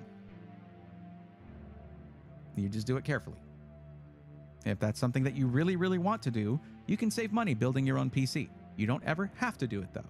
You need to watch as much content as you need until you feel somewhat confident, and do that if you want to do it. That's totally fine. There's also bare bones PCs that you can get where the motherboard and CPU are already in there, maybe the power supply, things like that, and all you need to do is a cooler, GPU, things like that.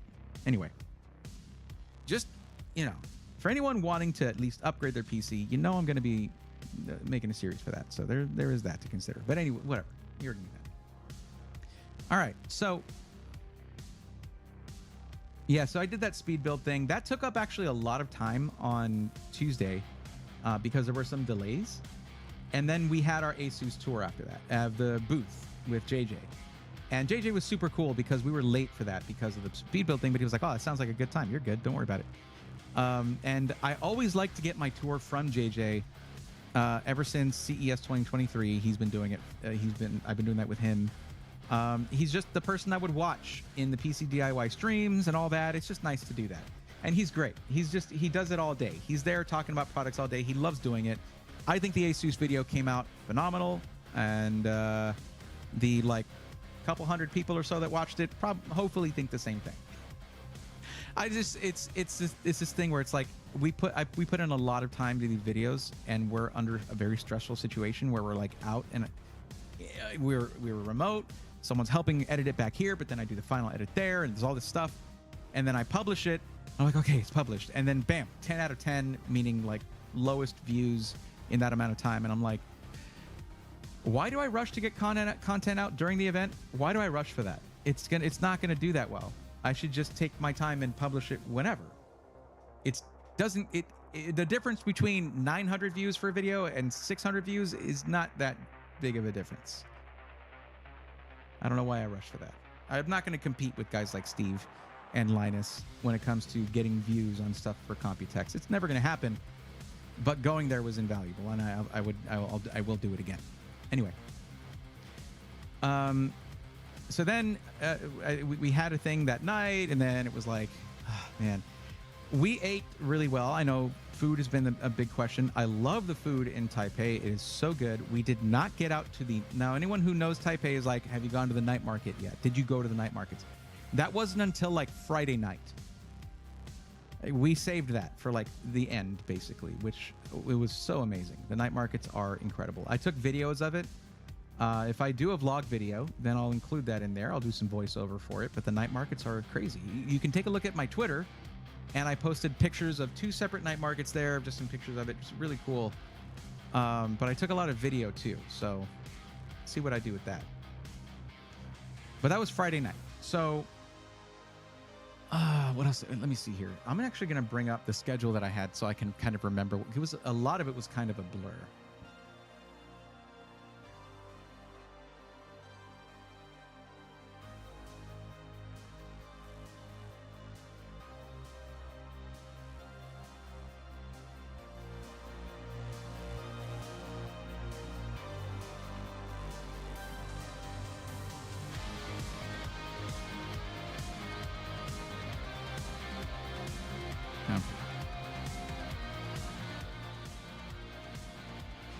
Okay, so then the following day, so Wednesday we did the part of the MSI tour and Trikes. We did Trikes on Wednesday, and then we were supposed to have a thing with Gigabyte. But one thing I didn't understand was that Gigabyte, the person I had scheduled it with, Howard with the Gigabyte, super cool dude. He was apparently Gigabyte had a separate suite where they had an AI like gallery tour thing, and I was like, I want to look at your motherboards. I don't want to look at AI stuff like that. I have to leave Computex to go look at AI stuff. Nvidia had the same thing, and I was like, guys, this is already everywhere here, and you want us to leave the event to go to your hotel suite or your place that you have in a fancy hotel to look at that. The only thing I did at any hotel suite was going to see Fantex. And that, to me, was like totally worth it because of all their cases, their fans, their new liquid cooling stuff. Totally worth it. Fantex is coming in hard with some really cool stuff. Like, you guys, I can't wait for y'all to see that video. Now, I'm sure you guys can understand this one. But, you know, the thing about it is, I know people at EK, and they had their booth there. Now, a lot of people would be like, why would they have their booth there? Like, no one's going to go. Nobody's going to go to their booth because they have this stuff that Steve said about them, and like, they didn't pay some people, and they shut down. Like, the booth was packed. Like, the whole show. For B2B, business to business, they wanted to see what EK Waterblocks was coming out with. And they're coming out with some really cool stuff. However, I'm not happy with some of the things they did and some of the things they've said. So I'm not publishing a video about that. And they understand that. I did go to visit them because I'd never met Attila or Joe in person. But I've watched their content for a long time. Like, I've watched their stuff for a while. And I wanted to meet them. And I got to tell you guys, what sucks about this situation, except the way that some people were treated and the way that things ended up. And I'm not just talking about the people who were fired. I'm talking about people who still work there, how they were treated. Okay? How they don't have a unified front, and how, you know, the headquarters will, how they've treated North American things for a while. It sucks. Okay? But the stuff they were coming out with is like so up my alley when it comes to system integrator stuff. Like, incredibly so. It was really frustrating that I could not justify publishing a video about their stuff. We got B-roll of it, so if things clear up and we end up getting some of that stuff to cover or anything like that, we've got B-roll from Computex. I know a lot about what's going on there. And I got to basically, Attila gave me a tour, which was great. He's awesome. Like, he just wants to design cool stuff and build awesome liquid-cooled PCs. He's like, it sucks for some of these guys, man. They're just trying to make awesome stuff. They don't, like, they're not out there, like, doing a lot of it. Like, the people who just work at these companies want to keep working. They want to keep doing their thing. Same thing with Asus. I said it in the Asus video, right? Listen up. The people who are in product development and like in marketing, where they deal with people like me, and they come up with the materials that you guys see to get excited about the products. They're excited about it. That's why they like being in marketing. They like talking about the stuff that the company makes. And the people in product development like seeing people get excited about the stuff that they designed and developed and tested and put their blood, sweat, and tears into. When there's drama going on, I don't feel like throwing those people under the bus, because they're not in Asus RMAs. They're not in customer service. They've never even met those people. That's how big Asus is. I asked JJ, I was like, have you ever met anyone from RMAs? He was like, no. No, that is like, that's so separate from what I do.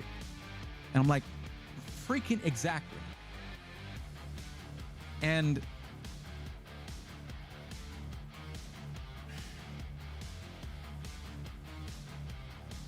I don't think that being angry with a company and turning around and saying, you know what, I'm not going to cover your stuff now, I don't think that adds up to journalistic integrity.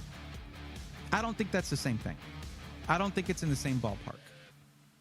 I don't think that, I get it. If basically say, like, look, and what I said in the beginning of my Asus video was like, my recommendation of buying any of the products we're about to talk about is contingent upon them coming up with a plan and following through with that plan. And until they do so, I'm not recommending anything here. We're just going to take a look at it. Okay, cool, done. That's it. That's all I had to do. With EK, it was a little different. It went a little deeper because it's a lot more serious than what was going on with Asus in a lot of ways. And I felt it would be distasteful in a way to be like, hey, like, people lost their jobs, people weren't getting paid, there's some mistrust within the company. Okay, that to me was not a situation that, I think with Asus, it was a very different situation that deserved the video there. But there's one thing I want to address, and it was something that was said by Steve in part of his coverage with EK, that EK had reached out or wanted to talk to them, reached out for comment.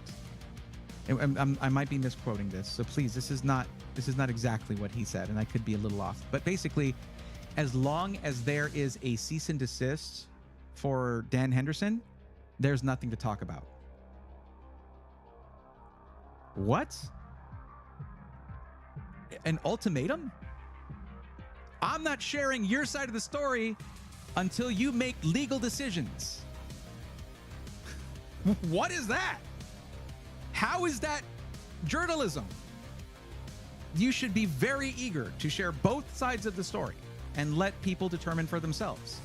If you're holding your audience and the coverage of that hostage until you get what you want, that is pretty much the opposite of journalism.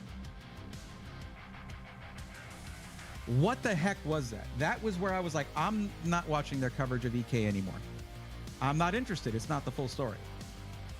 They made a decision that until they forced EK to drop something that for all Steve knew, it could have been legitimate. We don't know. We've only heard one side of the story. I'm not saying that Hendo is not being fully forthcoming with him, like that he's lying about us. I don't know on my own as an individual until I've heard both sides of the story and looked at documentation.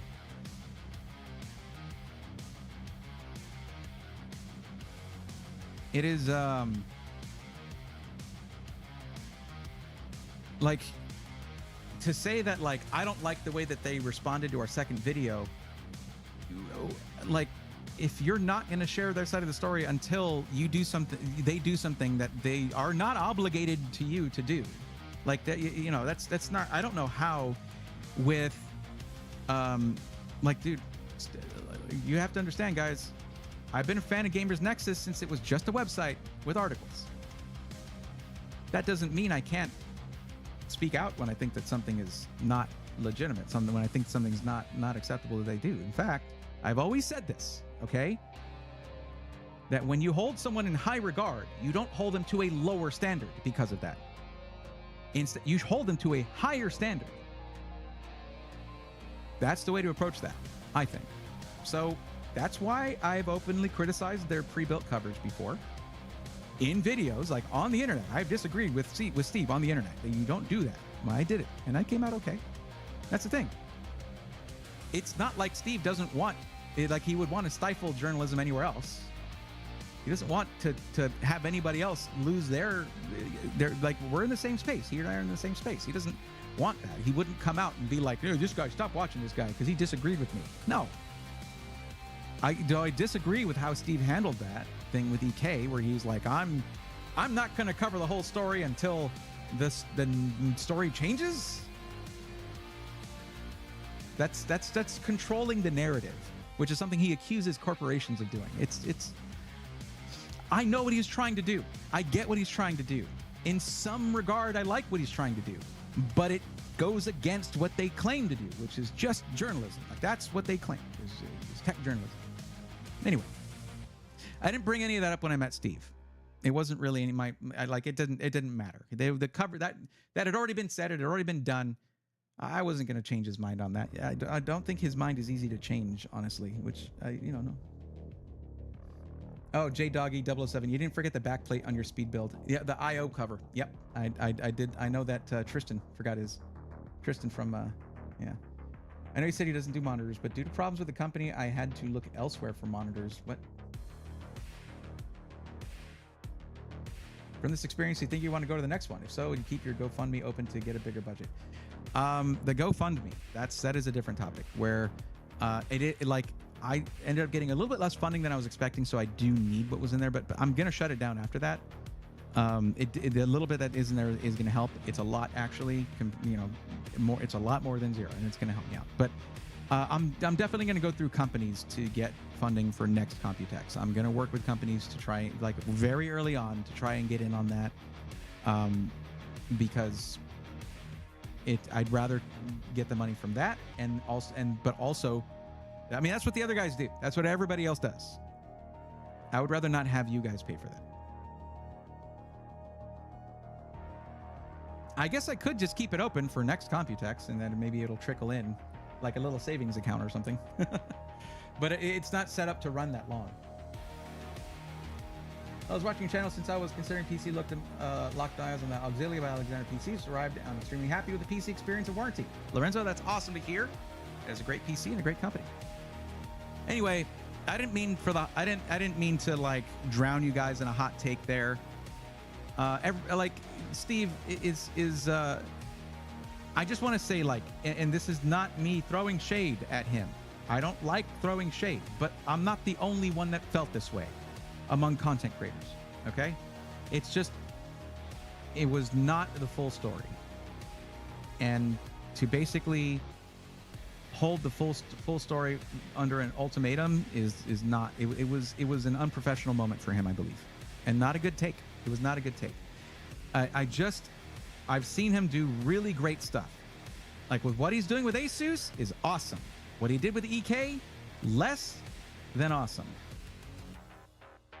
But then again, it's a messy situation no matter how you slice it, which is why there's an Asus video, but there will not be an EK video from Computex. And EK was totally understanding on that. They were like, no problem. We just want to show you some cool stuff. We just want to show you our stuff. Like, they want... So much of it was aimed at system integrators, you guys would not even believe, okay? All right, and just real quick. EK announced they basically have a unit, a machine, that is designed to to leak test, fill, drain, and flush custom liquid cooled systems at scale. So this is huge for SIs that do a lot of liquid cooled systems, which, I mean, it's a niche thing, but there are SIs that do it pretty frequently relative to their regular sales. And it is a unit that is just designed to do that, to scale up your ability to do all of those 4 things. I was like, what the hell? That is super cool. And they developed that. That's in-house. That's an EK thing. Hell yeah. They revolutionized their GPU water blocks by having a universal central block, and for each different GPU, it's just a different faceplate that goes around it. That's it. I was like, dude, that's like solving your problem where you have all of these SKUs in warehouses, and unless people buy a lot of that particular GPU, that shelf is going to stay full. That's a great idea. And for SIs, it's great too, because they can just buy a bunch of the blocks and then just get the outer plates for them as they need them. It is such a cool idea. And they got 0 coverage because of the situation. I'm not saying it's everybody else's fault but theirs. No, they have plenty of fault with that. They need a unified front. They need to come together with North America and Slovenia, both together, and support each other, take the blame, do the right thing, and then move on. But that is... Anyway, I'm done talking about EK. But it was really cool meeting Joe and Attila. That was very cool. They were just as cool as you might think they would be, and just as enthusiastic about their stuff as you would think they would be. Anyways, but for Gigabyte, I didn't end up going to their AI exhibit. That's what I forgot. That's pretty much what it was. AI exhibit. I didn't go to that. There was some scheduling conflict with that, and also their motherboards were there on the show floor in their big booth that they had there, which is where I thought our tour was going to be. So I just did a quick video there, and you guys will see that coming up soon. Cuddle's already edited that one. I just need to do color grading, audio, and then thumbnail, description, all the minutia. So then we had the next day, we were going to do something. There was an NVIDIA thing. We couldn't make it to that, but also, as it turned out, that was another AI exhibit kind of thing. So we ended up, I think that day we ended up doing Thermal Take, and then we went to Fantex at their suite, which that is an awesome video where we got a really in-depth tour of all their stuff, and it's going to be a really good one. It's also a little bit more complex as the videos go, so that's going to be one of the later ones. I had the Lee and Lee party that night. That was crazy. That was insane. That was just one of the craziest things I've ever been to. That was so much fun. I'm not really a party guy. Not a big drinker, not a big party guy, but everybody was having a great time there, and that was really cool. Big thank you again to Pedro, PCMR, for the invite to that. That was very, very cool of you. And then Friday, we filmed like 4 more videos on Friday. We were just like, okay, we're going here, bam, we're going there, bam, we're filming this, bam, done, bam. So that's where some of those went to. Crash, what's up? It's good to be back. I still want to see what EK will make to help out for custom water cooling as well as AIOs. Yeah. No, like, here's the thing, guys. EK is still one of the best in the game. They just got to get their business side of things figured out, pay their people, and get their story straight. Like, get together on this, guys. Help each other out. Man.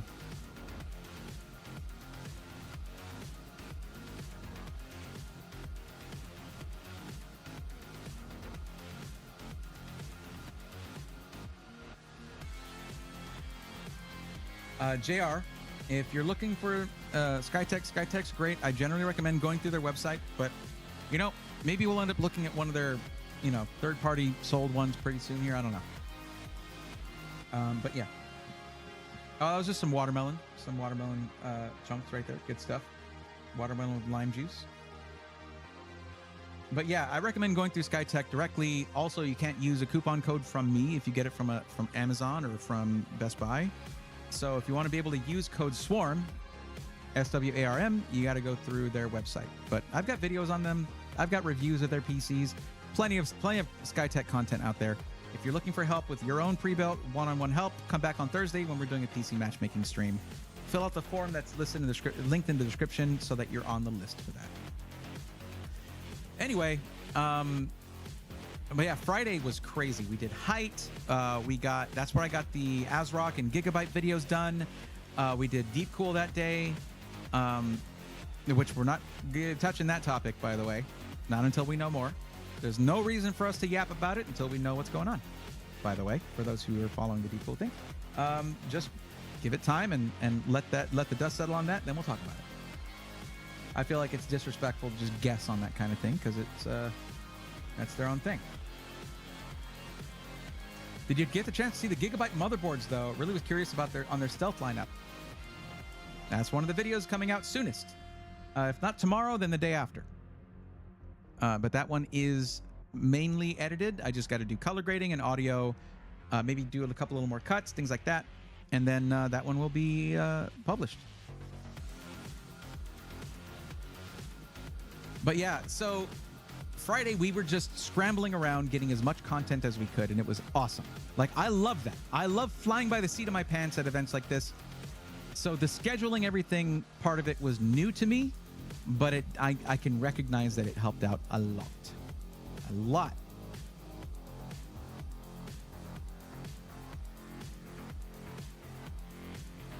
So, you want to hear something awesome? You guys know I love motherboards. Like, I love talking about motherboards. I obsess over motherboards. If I'm doing a PC part picker list, I spend the most time usually on the motherboard. And I've been a huge fan of Gigabyte's ICE motherboards, where they have the white PCB. Well, apparently, MSI and ASRock were fans of those too, because they're coming out with white motherboards with white PCBs. We did it, everybody. Finally. Are they coming out with fatherboards?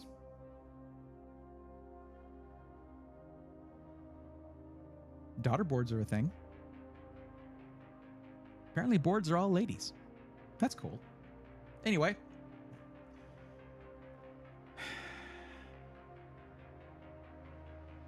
By the way, for those who didn't see it, did any of you guys see the ASRock, what is it? The Taichi Aqua. See if I can look this up for you guys.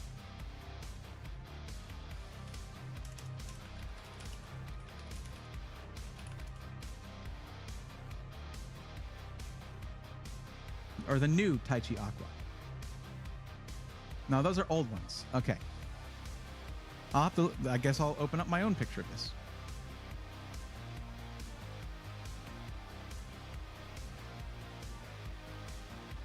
Why does it keep doing that? So I have my Elgato prompter set as a monitor right now. Oh, what?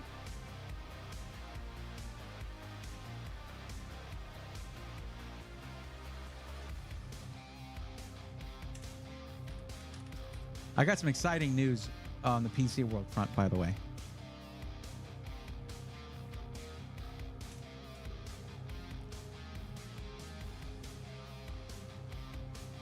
What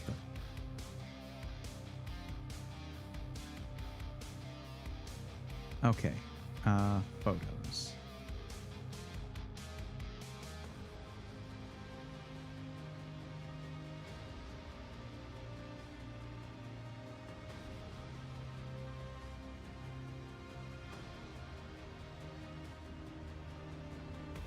Also, by the way, guys, there's this amazing place in Taipei. They basically call it the Tech Mall. And if you go into this mall, it's like 4 floors.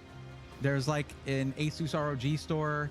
There's an MSI store, Gigabyte store, DJI store, camera stores. There's just a Dell. There's like, there's a 2 Logitech stores, like a regular Logitech one and then Logitech G.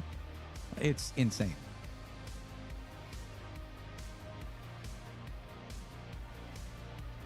Here we go.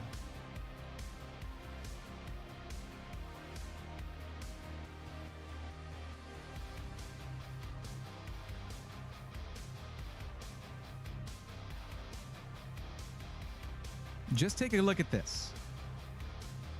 Tell me what you think. Oh my God, I don't care. Get out of my face. What do we notice here, guys?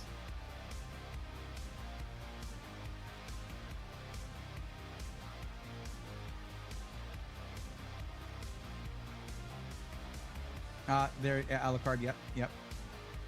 Yeah, you can make payments with SkyTech, and there's no dash there. It's just SkyTech, one word. But again, if you want a one-on-one recommendation, JR 257-657, come back on Thursday. But before, like, you can hang out, of course, hang out for this stream. We're just doing a recap of Computex. Look in the description of the stream, click that link, and fill out that form. So you're on the list. Yeah, this is all USB Type-C. 4 of them are 10 gigabit per second. 4 of them are 5 gigabit per second. And then 2 of them are Thunderbolt, probably Thunderbolt 4, with both 5 gigabit and 10 gigabit Ethernet ports and Wi-Fi 7. This thing is nuts, okay? But just so you know, for those who have already asked, it comes with USB Type A adapters, and who remembers? Was it? I think it was an X670i Asus ROG motherboard. So it was like the AM5. Yeah. So it was like, and it had a hub that connected through USB-C, and it had like audio connectors and more USB Type A's in there, stuff like that. This is going to come with something like that. It's going to come with a hub that's going to have Type A's in it and stuff. So they're covering that, but the developer, so like basically designer guy, one of the lead guys that worked on this was like, I wanted to take out the audio connectors so we could have more USB-C. No costs yet, but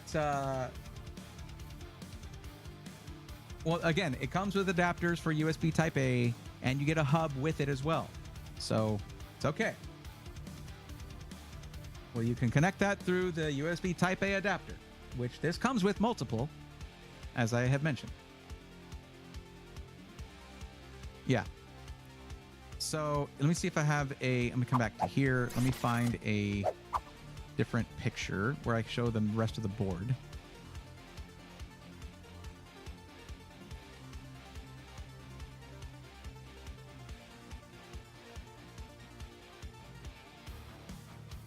Oh, was it video? Did I take video of it? Well, I guess you're going to have to wait for the ASRock video to see more. Sorry. I just didn't take a picture. But here's a fun thing. Okay, here's something I found out that I was not supposed to know. Are you ready for this? So Intel being super weird and cagey about their new motherboards, right? Their next-gen Intel motherboards. It's LGA 1851, all right? Just freaking say it. It's LGA 1851. We all know already. We all know that for some reason, you had to have that one extra pin so you couldn't make it LGA 1850, right? You had to make our jobs harder. Intel. Anyway. Every, Intel socket for, a long time has said LGA 17XX and 18XX. It's the cat's out of the bag, okay? They're like, well, you can't call it, Z890. Yeah, we can. Yeah, they didn't sponsor me. I'm not going to sign an NDA. We all know what it is. Anyways, whatever. So my big beef with 12th to 14th gen Intel CPUs and their chipsets, Z690, Z790, yada, yada, yada. My beef with them was the fact that they limited it to 16 lanes of PCIe Gen 5. Now, that's not a huge deal because usually you just want the fastest PCIe for your GPU and you want some fast ones for your storage. But compared to AMD, that was terrible. AMD was coming out with 24 right out of the gate with X670. 24 PCIe Gen 5 lanes. That meant you had 4 for the chipset, 4 for a dedicated M.2 socket, and 16 for the GPU. For all of those PCIe Gen 5 GPUs that are out there. But the problem with 16 lanes of that is if you see an Intel motherboard that says PCIe Gen 5 on the M.2 drive, there's no guarantee that it will not bifurcate your 16 lanes for X16 slot for your GPU. Meaning you would get half of the PCIe lanes for your GPU if you put a PCIe Gen 5 M.2 drive in that M.2 socket.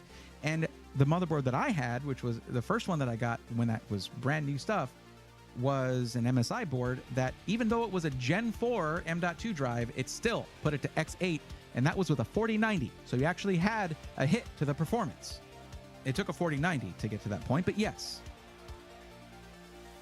And it's like, well, hold on. 8 lanes of PCIe Gen 5 is still really fast. Yeah. For what GPU has PCIe Gen 5? No. It's going to be 8 lanes of PCIe Gen 4, Intel. Good job. Well, I found out through some shifty dealings there with some pointed questions and guesses on my part, it should be 20 for a Z890. 20 PCIe Gen 5 lanes. That's 4 for either the chipset or for the primary M.2 directly connected to the CPU. So there you go. Oh, what's up, Rogers? Video Cards has a review with a top-down view. Yep, you can't post links here. But, yeah, so that's a little bit of inside info for you guys. It is... I detailed that in the ASRock video. Y'all got to hear it now. Please still watch the ASRock video. Please still watch all of these videos because I am unspeakably tired, like incredibly tired. When you go on a vacation, if you don't have chronic fatigue syndrome, you go on vacation, almost everybody comes back and they're like, I need a vacation from my vacation. Multiply that by 10 for someone with chronic fatigue syndrome, because anything we do outside the norm, we're already tired all the time. Anything we do outside the norm is like devastating. I got back on Wednesday, and I barely got to where I can get up and around and do stuff like Saturday. I was dead, and I'm still recovering from all this, and I'm still having to, like, even with like it usually causes migraines for me after I come back from a trip. I'm still trying to sit in front of the screen and like edit stuff. It is so much to do, guys. Please watch these things when they come out. I've been noticing when I do announcements in the Discord, there's only certain things that'll get like reactions, and other things that people are like, yeah, it's content, who cares? I get it, guys. I can't force y'all to be interested, but for those who are even slightly interested, give it a shot. If anything, after a few have been posted, just watch the playlist, I guess, you know? And you know, is it weird or passe for me to like ask that? I don't care. I don't care, because this is the results of several people's hard work, not just mine. Anyway, back to the story, I guess. Back to what we were talking about.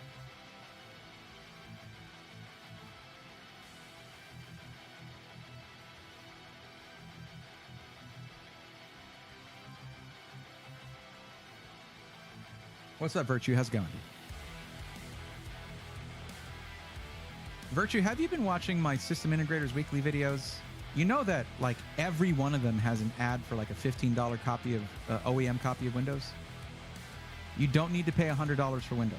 Just watch my last SI Weekly episode and click the link in the description. And there you go. Make sure it's the right version, the right key for the right version. Windows 11, Home, cool, get that one. Windows 10 Pro, get that key. Yada, yada, yada. Make sure you're getting the right key for what you got, what you installed, or what you're going to install. Anyway. It's okay, Crash. I mean, I'm happy to be back.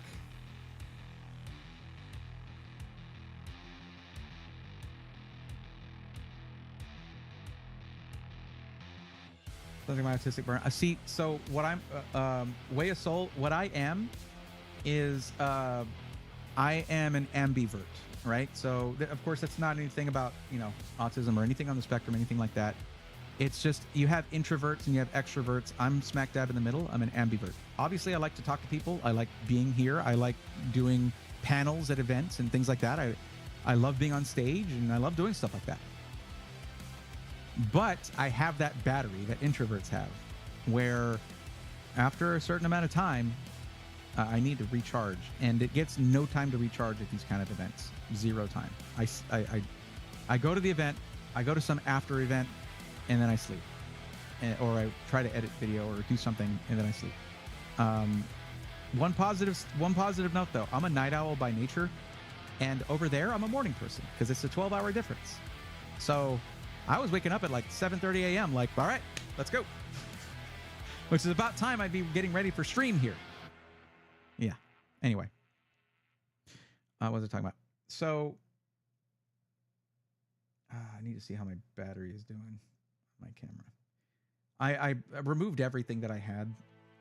The mess behind me is because I have to dig everything out when I'm going to go on a trip, and I haven't put everything back, and I haven't unpacked everything since I got back. It's like I said, I've been recovering. But anyway, on with the story. So Friday night is when we went to, like, Friday night, we were tired. We had done a bunch of videos that day. We had filmed a bunch of videos that day. We were exhausted, and Deb was going to be leaving the next day. I gave myself Saturday to just recover before I had to get on another 13-hour flight. But Deb was leaving on Saturday. So we went to four different night markets. It was amazing. The night markets are incredible. They're incredible. You know what? Let me see if I can do something here.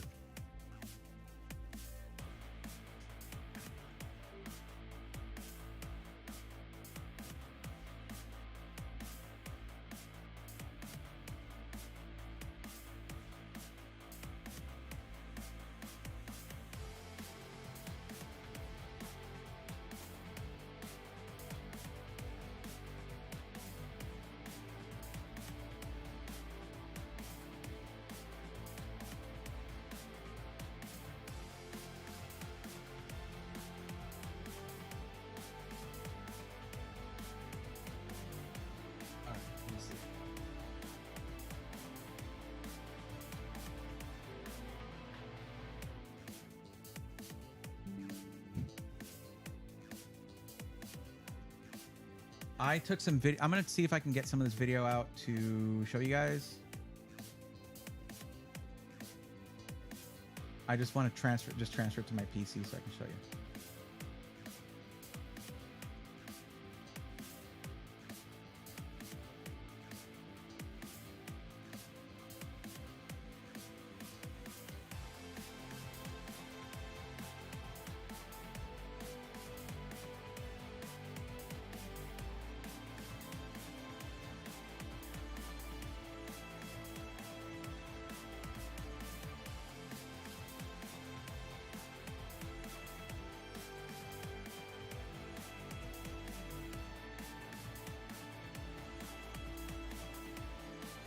I'm just going to basically start transferring some stuff. And as soon as it transfers, I'll go ahead and show you.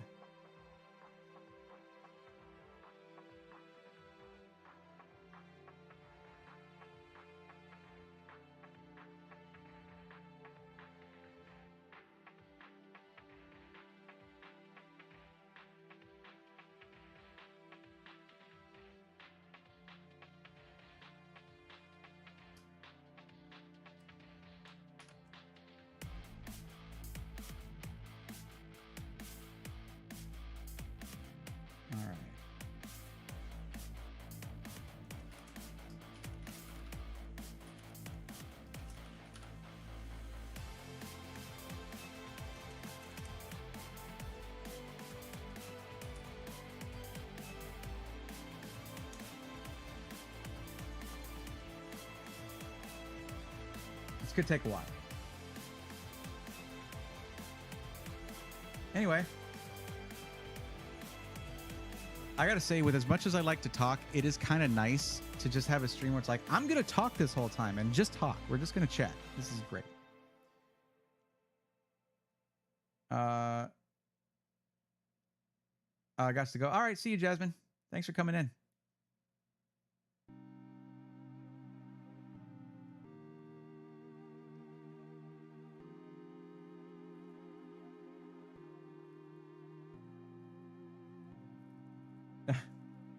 Funny story about that, Apocalyptic. You're gonna like this. About cyber. You're asking about cyber power. So I ran into someone from higher up, I believe, at Cyber Power. But they were. I'm not gonna tell the whole story really because it's a little weird. But basically, they were at Trike's in the little lounge area that Trike's at. Trike's was super cool because they used some of the space that they had rented for Computex to make a lounge where people could just close. There was like a glass door and you could like sit down and it kept some of the noise out. they just had drinks and snacks there because they knew we were all exhausted, and it was really cool of them.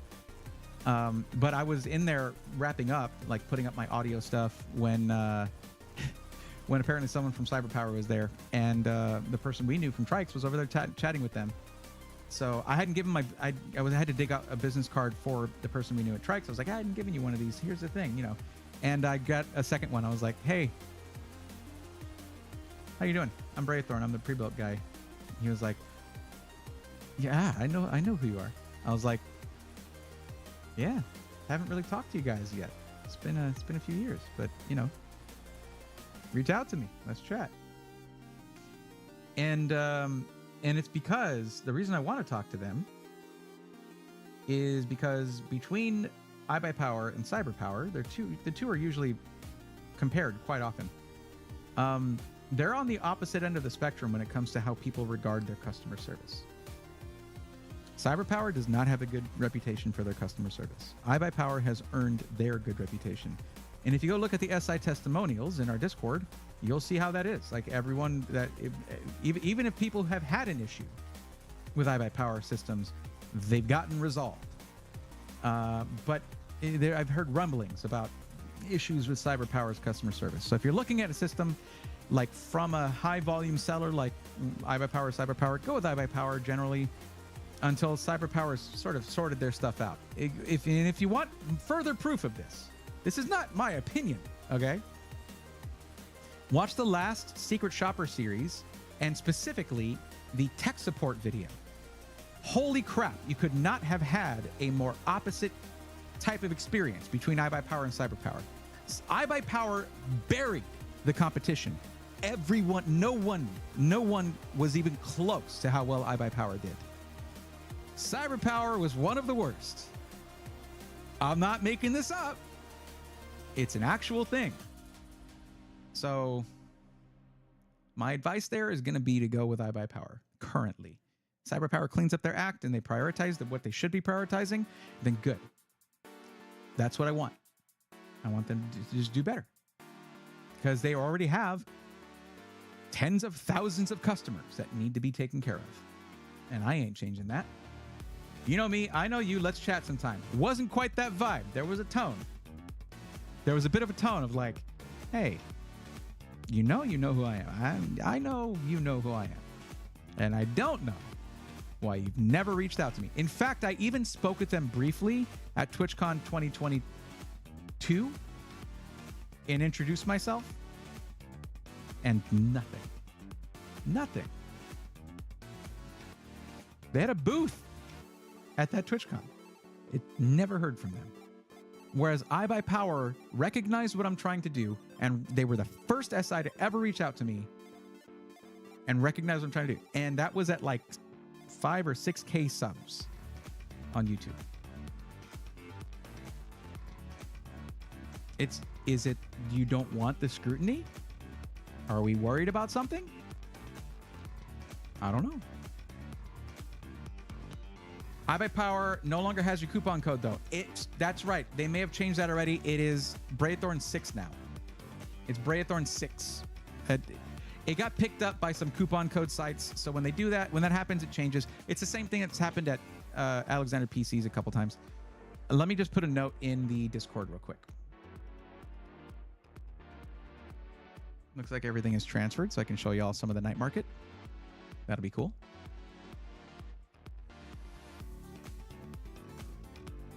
Let me just go to the coupon codes. We'll put in a different image there.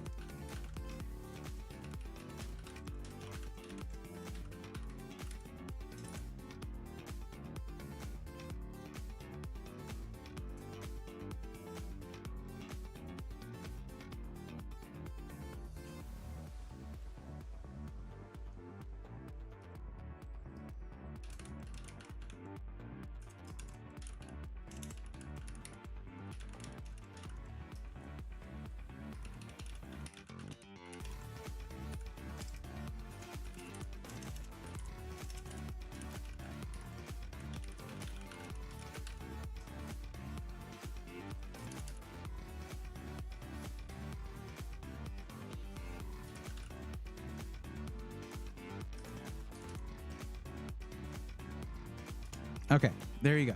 I put a note in the coupon code section. We'll make a new image for that. Yeah, there you go. Thank you for reminding me of that, because it happened while I was there, and I was like, yee, I'm busy.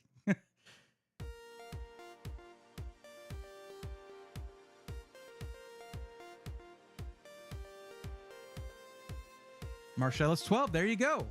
Heck yeah. I'm really happy to hear that. And yes, sharing your experience in the Discord is one of the best ways to help the community. We have our SI testimonials group of channels, and the more people report there, you see, guys, when I talk to people about what I'm doing, one of the most valuable things that have come out of my content is you guys. SI testimonials has become an awesome source of information directly from consumers to their peers. Like, that's awesome. Because here's the thing. Pre-built reviews, as they have been done for a long time, and even as I did them for a little while, are not useful. They're not helpful. If you have a great pre-built that you get in a secret shopper type of situation, who freaking cares? If you get a terrible one, who freaking cares? It's one PC. It is a box full of variables. Look at the SkyTech coverage from Gamers Nexus. They had one good PC come in and said, we now recommend this company. And then like a year later, they got a second PC in and it was not good. And they're like, we no longer recommend this entire company. And never stepped back to be like, maybe our system kind of sucks. Because that you can't do that with a whole pre-built. So secret shopping doesn't help anything. The way we do pre-built reviews, we are getting something they know they're sending. And that's important because it tells us this is like a best case scenario from them. They're going to do their best. Or they will just send them something off the line. Who knows? But we still had PCs come in with issues, even with them knowing what was going on. So we're able to address that stuff. We're able to say, look, even with you guys knowing, there was still QC issues that you guys need to fix. Now, is that mean that no one should buy from them? No. It means we need to keep an eye out and see how things go. But the real helpful information is when you guys make a purchase and then you share your experience. And the more people do that, who cares if I secret shop one PC? You guys are an army of secret shoppers. I could never come close to that. No channel, Linus Tech Tips, Gamers Nexus, none of them will ever come close to what you can contribute to here. So if you are going to buy a pre-built, or if you have bought a pre-built and you had a good or bad experience, it does not matter. Share the experience. Take pictures unboxing. Take pictures of the final product, of the cable management. All of that is adding up to informing my recommendations that thousands of people will hear. And it's because of you guys that I've seen things like, oh, wait, that happened with that company? I don't really want to recommend them right now because that's kind of messed up. Or they handled that well. Man, I didn't think their customer service was that good. That's awesome. You're shifting my perspective on some of these companies. So all you guys are part of something that is unprecedented. No content creator has anything like this. So thank you for those who've already done it. And for those of you who are planning to do it, thank you as well in advance. Now, does that mean you should go there and say, I ordered this thing and I'm so excited? That's not what that's there for. That's general chat or tech discussion. That's where that goes. It is a place, and that's the problem, is the SI testimonials do need some cleanup because there's a lot of chatter in there. It's not meant for that. It is only supposed to be thorough testimonials. And if you guys want to react to them with emojis, you could do that. But if you have questions for another community member, you could DM them, or you can put it in the tech discussion and at them over there. Hey, I saw in the SI testimonials, you had this issue. I'm having a similar issue, but you didn't say how they fixed it. What did they say? Or like, how did you like buying from this? What was the buying experience like? Whatever. Any questions you got? They don't go in tech in SI testimonials, okay? So if you put something in there and we eventually go in and delete it, don't get your feelings hurt. It's just not supposed to go in there, and there is a clear thing saying that in the pinned comment there. Anyway, I got a little off topic. Oh well. So with all that being said, on Friday, was it Friday or Thursday? It might have been Thursday. When I did the thermal take thing, I ran into Steve, and he was talking to Thermal Mike. No surprise that they know each other. I mean, that's sensible.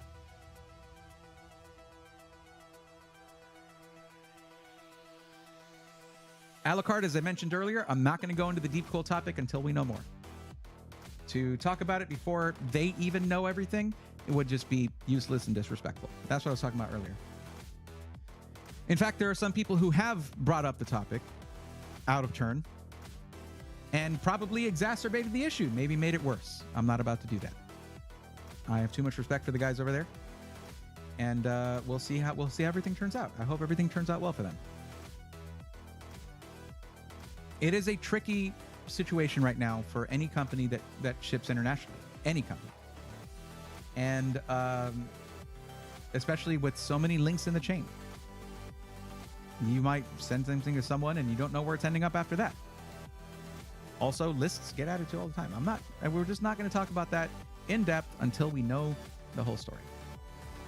So, I think that's fair. What are your thoughts on CAM memory? RAM and hard drives? It's not storage. CAM memory is not storage. It's volatile memory, meaning you shut off, you take power away from your system, it's wiped. If anything for storage, it's going to continue to be M.2 developing, and then maybe U.2 or something like that in the future. But CAM memory in a low profile system could be awesome. It's really not necessary though. I mean, it's when you have limited Z height. And if you look at a computer case, that's a lot of Z height. But when it comes to performance, it could mean some good performance gains once it's matured a little bit more. And that comes down to trace length and latency and things like that are more in-depth. Like I was saying earlier, check out Gordon's in-depth Cam 2 coverage on PC World. I mean, if you want to know the details, he's got all of them. That's what I refer to. So I would go that route. Marcellus, always happy to help. Glad to hear it worked out for you. Apocalyptic, if that's something that you want to do, absolutely go for it. I believe you're able to post video on in SI testimonials. I don't see why not. I don't know.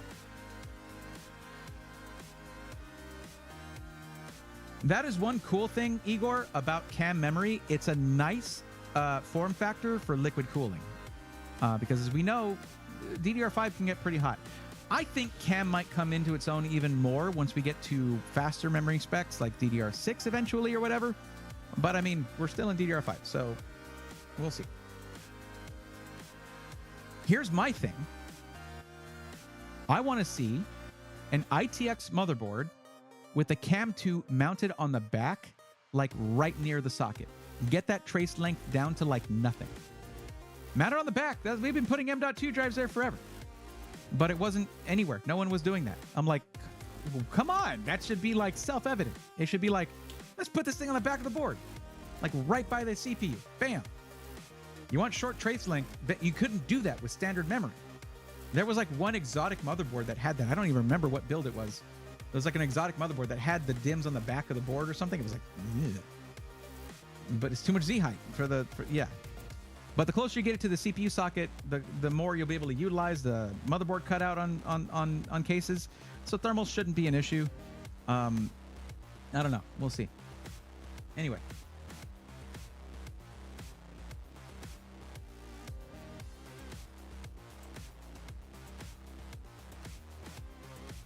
So yes, I was about to talk about Steve. If you guys are asking me questions, if you don't want me to talk about my one meeting with Steve Burke from Gamers Nexus, if you don't want me to talk about that, I understand. I can answer questions instead. No, I don't see what use a wireless motherboard would be. Like wireless, if you're talking about like BTF or like Project Zero, that has all the connections on the back of the board, so it looks like it has no wires. So there you go. You've already got the future is now, Mr. Sneak. There you go. But in a closed system, like, why would you need it to be wireless? That wouldn't really. Lee came out with wireless RGB controls. I don't think that makes a lot of sense at all, but sure. Okay, all right. So let's talk about. Listen, guys. I told you, like, I disagree with Steve on stuff, and not quietly. Whatever. And I'm not the only one. Like Jay has said, Steve and I don't agree on everything. That's fine. We're all different people with different thoughts. Also, generally, if you're a big streamer or a content creator, you're probably going to have a big personality in some way. Like that's a lot of. I'm making videos and saying I think people would want to watch me talk. Like that's a thing, right? But it doesn't really matter when you're meeting someone for the first time that you've been watching for years. It was basically like when I met Gordon Ma-Ung. I've been reading his articles since I was a teenager. And then watching his videos. And then just meeting him at CES 2023, I was like, on the inside. On the outside, look, I'm a pretty social person, so I was like, Gordon, dude, it's an honor to meet you, man. I'm a big fan of your stuff. I've been reading your stuff forever, and I've been really liking the content. And that story was really cool, because he was like, oh, looking at my name tag, my name tag, Brayathorn? What's that? What do you do? You make videos? I was like, yeah, I talk about pre-builds on purpose. And he was like, you could see the sort of the calculus going on in his head of like, who else focuses on pre-builds? Nobody focuses on pre-builds. And he was like, he asked me some questions like right then and there. And he was like, okay, well, listen, they're going to take me around here, but yeah, it was nice meeting you. So I said hi to Adam too, but then Adam came over, and Adam Patrick Murray of PC World, and he was like, hey, Gordon wants to make a video with you. Do you have time? I was like, I have time for Gordon. I will always have time for Gordon. And that's the video that was on PC World where he was like, do pre-builds actually suck? And that was a great video. I got to call him out on having his PC on the floor, and I did it again during the full nerd stream this past Tuesday, a week ago, actually. Anyways, whatever. So you have to understand, though, like, even with Gordon, though, like, he felt more approachable, like, in a way. And I'm not saying that Steve is unapproachable. It's just that I recognize that Steve is more well known than Gordon. Whether you want to say that that's right or not, but it is. I mean, they're a much bigger channel than PC World. Not everybody, like a lot of people who are into PCs now, weren't even alive when Gordon was writing articles for Maximum PC and stuff. Okay.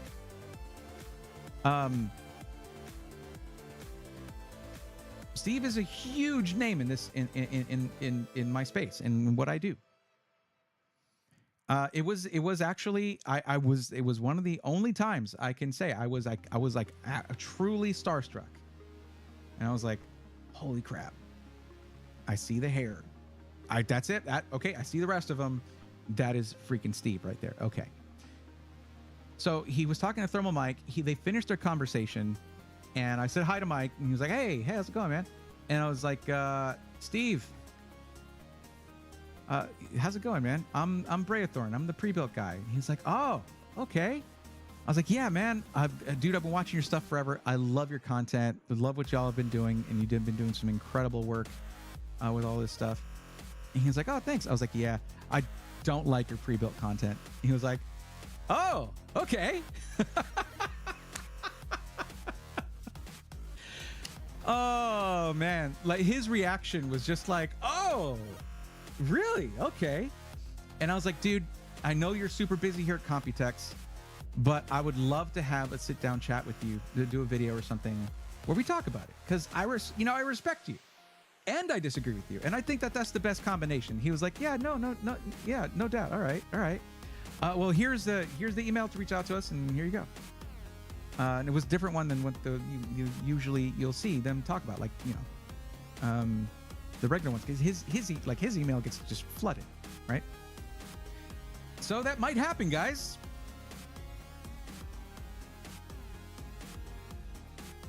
That might happen. Hey, what's up, Anton? How's it going?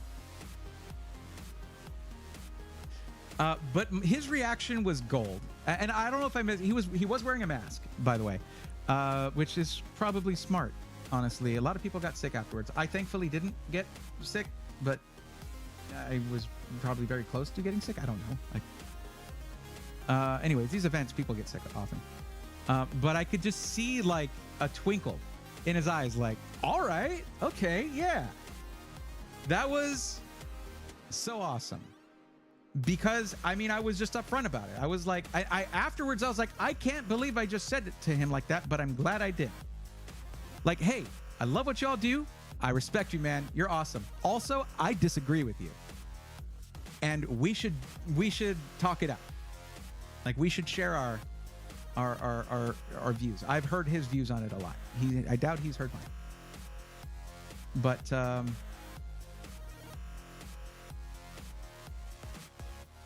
yeah, that happened.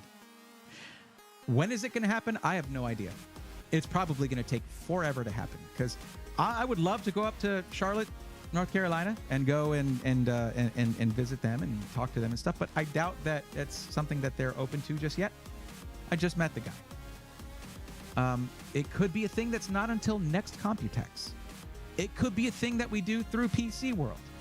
Because they're good friends with PC World over there at Gamers Nexus, and I'm good friends with PC World.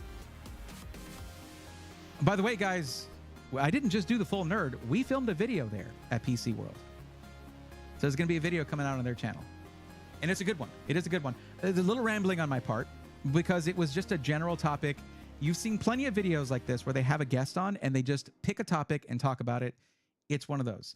Some of my favorites of those definitely been with like Dr. Ian Cuttress, several other people that they've had through the studio there. But like, I mostly watch the ones with Ian. I didn't get to see him at Computex, though. We got to hang out at LTX. I didn't get to see him at Computex. I should have reached out to him. I regret that. There's so much I didn't do, but it was so good. That would be a dope video discussion. Alucard, you know what idea I had?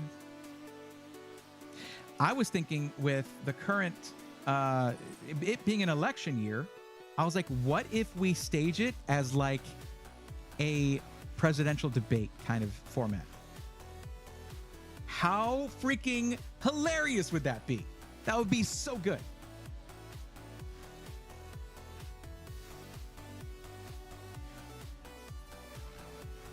Apocalyptic Nerd Forge wasn't, I don't think they were at Computex, but they were going to Open Sauce, which I didn't get to go to. I hadn't gotten to that part of the story yet.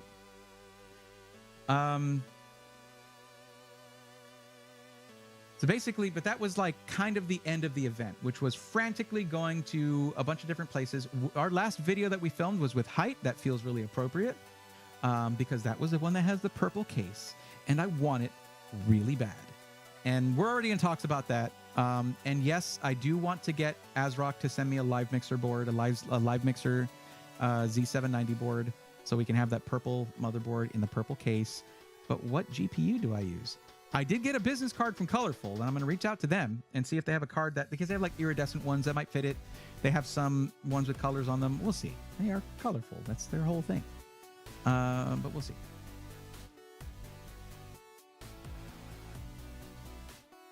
I thought you said SeaWorld. SeaWorld. When did I say something like SeaWorld? Actually, Anton, it was system integrators versus OEM. Is a good one.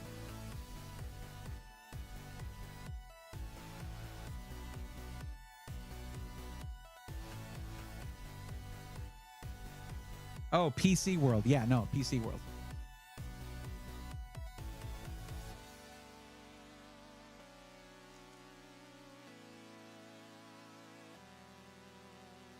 Okay. So after that, Saturday, I basically went to the tech mall. Oh, yeah. I got this video here so I can show you guys.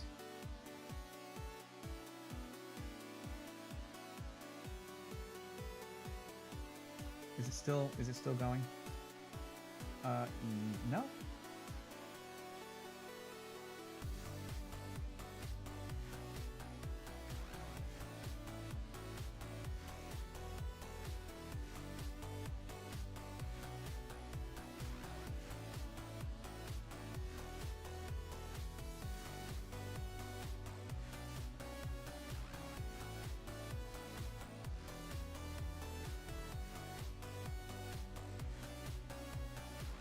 So you guys, one thing I want to show real quick. Remember how I mentioned, you might have seen this already, but I mentioned a Fantex case where I want to get my Founders Edition 4090 and put it in there. That would be this one. This is the Evolve X2. And it is a thing of beauty. It is so sick. My thing was, I would probably run this as an intake back here. Other than that, because I mean, you're losing your side intake on a... But look at this thing, man. They also had it in... Here, let me go back here real quick and just move this over to the right.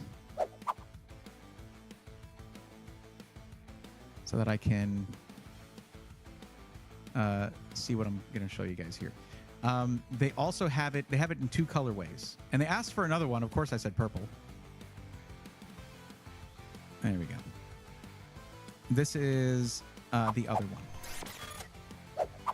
Sorry, it's a little tilted there, but yeah. It's gorgeous, man. It's a gorgeous case. It's offensive almost, how gorgeous this case is.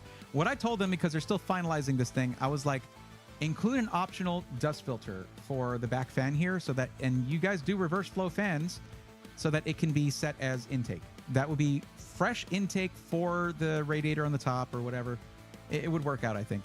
But I mean, and then you'll have the, of course, what's coming out of the GPU as well, which will already be heated, but like still. Anyway, I was going to show you some video from the night market.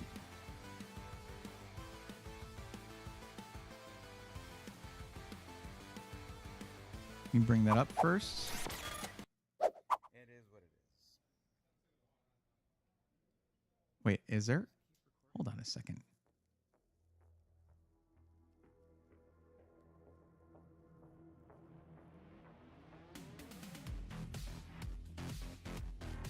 Oh. Oh, that's right. It's going to show up in VLC, which is playing music right now.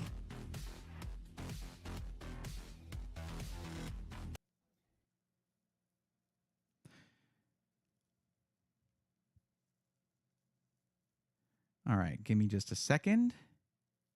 That's not the window I wanted to expand. Thank you, though. There we go.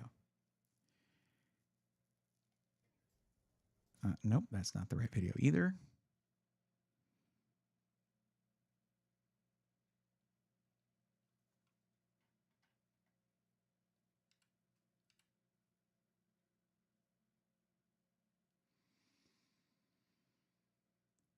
Where is the night market video that I had? Come on. Here we go. So this one was the Rahoe Street night market. Here we go. So the night markets are a whole thing over there. And it is, I can't imagine not going to this thing at least once a week. It is so cool. So this whole street, and I mean, it's like half a mile. So you'll see to the side, there's going to be like little shops and restaurants. The center is where the carts are all at. I guess I was very distracted by this shop here. But yeah, it's all food and knickknacks and all kinds of stuff here. Let's go a little further here. So that place just has clothing in the middle there. There's another clothing store here. I saw Shin-chan right there. So I was like, yeah, I got to get a shot of that. This restaurant here, you walk through the kitchen to get to the seating. Which I apparently said right there. And then you had just some like jewelry stuff here. It's really cool. And like there were so many different kinds of foods here.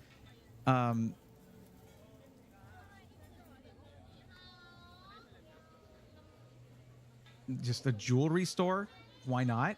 And then right next to it, sandals. It is so eclectic. And then you'll just smell roasting meat, and you're just like, oh, whoa, what is that? What is that? I gotta try that. Or they had these things where they would have king crab leg meat that they would just fry and then put different seasonings on it, and you get like for like, I don't know, I guess it would be the equivalent of $2 US. You get 2 giant king crab leg meat right there, just seasoned, like those right there. You see them on the left.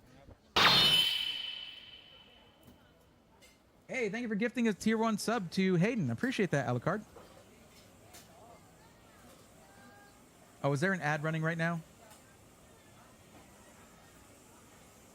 I didn't see that there was an ad that was going to run. I'm sorry.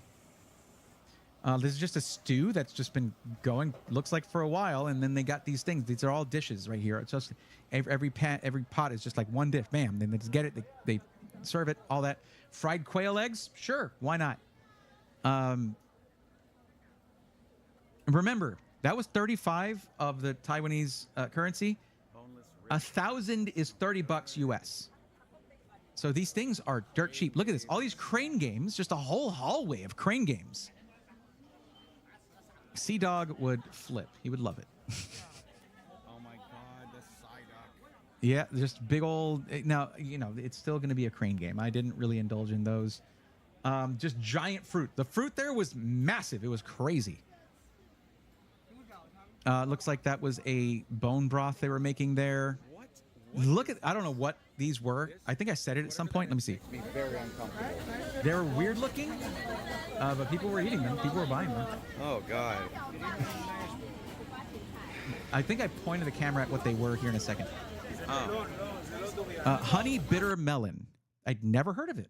I didn't try it. I actually got a gigantic cup of sliced sliced mango for like $1.50 US or $1 US. Honey bitter melon. Like restaurants, who needs them? You go here, you just eat a little of this, a little bit of that, a little bit of that. It's like, it's just everything. Everything is there. And then we got pork butt. Yeah, apocalyptic. I've got some pictures of that. I didn't really take video there, but that was on Saturday night. I was flying out the next day, but I did go there and I did buy a little handheld phone gimbal thing for like, it was a DJI one, but it was like $85 instead of like 120. It was nice. Oh my God, this smells amazing. Hi, wow. It's a bunch of mussels. There you go. It smells so good. There's gotta be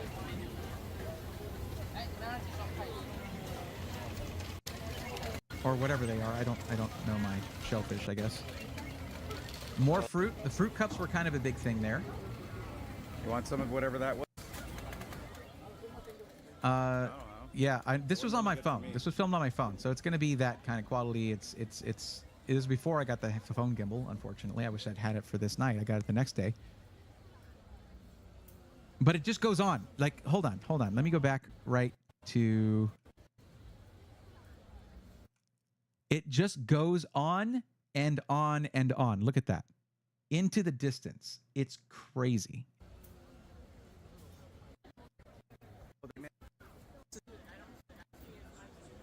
Like these were, what were those? Some kind of fried, oh yeah, so basically it has minced meat and an egg in there. They close it up, they fry it. Forget about it. I had the biggest spicy pork bun I've ever had. That was like half the size of my head. I didn't film that. I took a picture of it. This guy's just roasting meat, just like right here.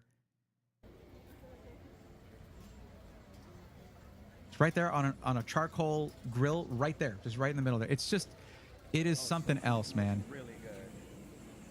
Now, the way I was busy, they were making crepes right here. Crepes. It's crepes. Which I wanted to try, but we were going to be meeting up with some people at a different one, okay. so we, you know, and we were also looking for specific things. I was looking for like a duffel bag to put all my dirty clothes into as a second check bag, and we actually found a really cool Nike store, and it all looked like legit Nike stuff, and it was like a 2-level Nike store that was just a little hallway at first, but then it opened up, and it was right on the side of this night market. Oh my God. Yeah, just look at that. Like, it's just, what could you possibly want? Yes, it's there. And They've got it. Those are the mango cup. I got one of those mango cups. It's a giant cup of amazing sliced mango, better than the mango that I can get here in Texas. It wasn't like fibrous. It was just melt in your mouth. Delicious mango. It was so good. I wonder if I showed, no, I think I stopped it there to get the mango. Yeah. And by the way, I almost bought these shoes at the Nike store. I don't need to tell you why. Those are RGB colors right there. That's our mascot right there. The gold, yellow, and purple. But these are apparently LeBrons, and they didn't have my size. They had a size half too small. So I was like, oh well, never mind. Yeah. Let me see what other stuff I want to show you real quick. I guess I didn't take footage of this, but I wanted to try some egg tarts, and I had one. It was amazing. This was the crab legs. These were the crab legs I got, the king crab legs. Like that's not imitation crab meat. You got to remember, Taiwan is an island. Like there's a lot of fishing there, a lot of stuff there. I mean, they get a lot of seafood, and it's very cheap. And for the US dollar anyway.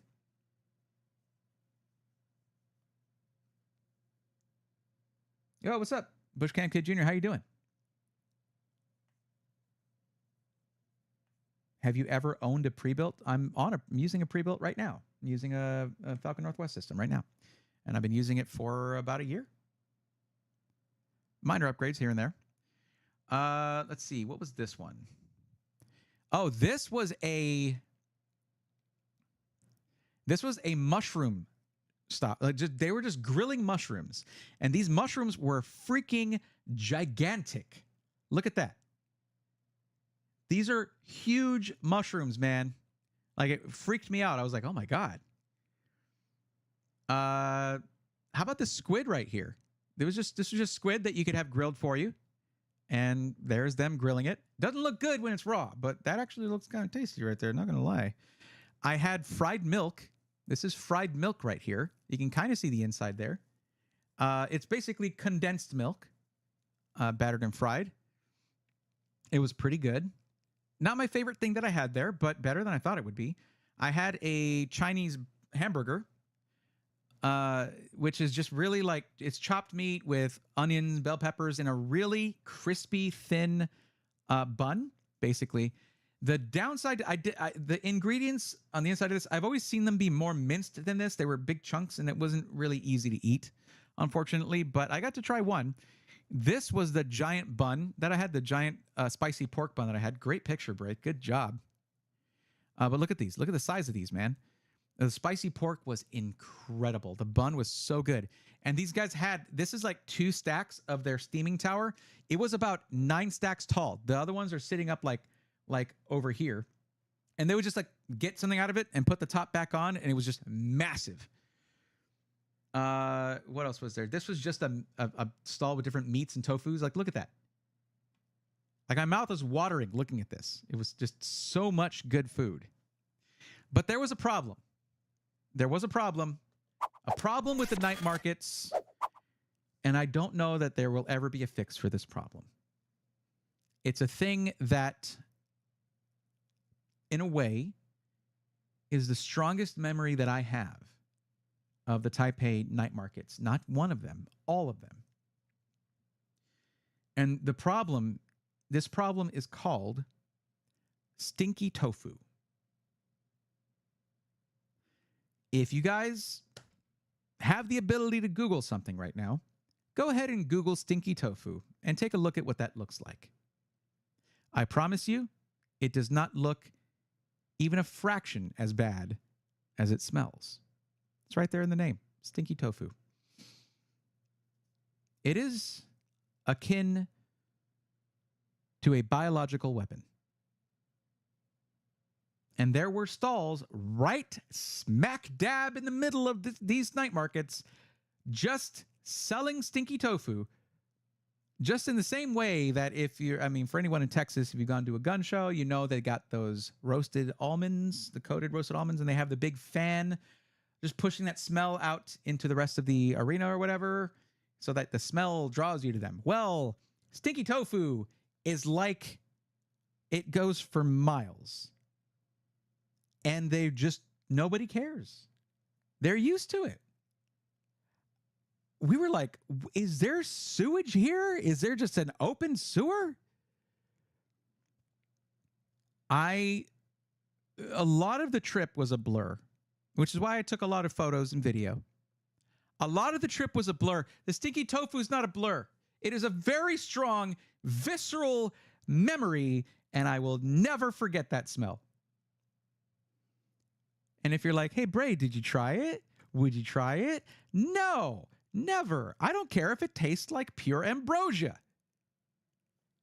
Not going to happen. Not going to happen. Here's my advice for you. All right?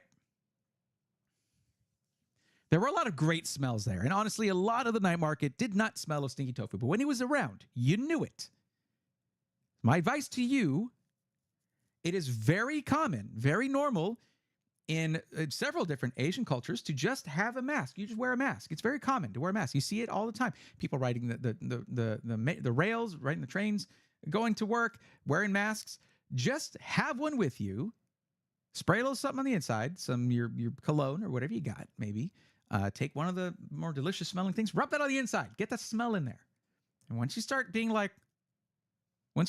that kind of like, what is, put it on, put that mask on. You will thank me later. All right? Thank me later for that. Otherwise, amazing experience.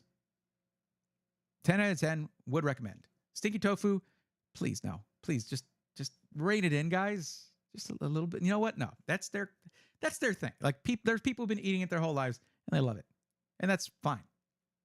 For me, for my big old schnoz, look at this thing. Look at this thing.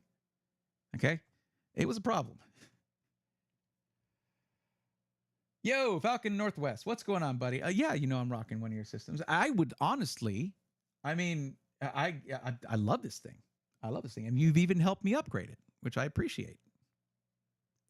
I am excited to see you actually. I think you're going to enjoy the little video that we made with PC World when I was in their studio. We didn't just do the stream; we made a video, and there might be some system integrators system that is has a little place of honor in that video. So you might want to keep your eyes out for that. Which is it's a frag box. Which of course, big fan of the frag box. Hoping to check out one of those soon. If only there was some topical thing coming up that would make sense for that. I just don't know. I don't know what it could be. No idea. All right, you got a G code. Thank you for hanging out. And honestly, this is exactly what I needed. I needed to just reconnect with you guys and just talk about this stuff and just enjoy that because it was a long trip. It was a long journey, and I've missed you guys. I have some pictures of the tech mall. Let me bring that up here. I'm trying to remember the name of the place, and off the top of my head, I can't. But if any of y'all is going to Taiwan and going to Taipei, you let me know. I'll let you know the name of the place. But here, check this out. This is just a mall, like a 4-story, 5-story mall in Taipei. All right. So this is the Asus Republic of Gamers store. I had questions about this place.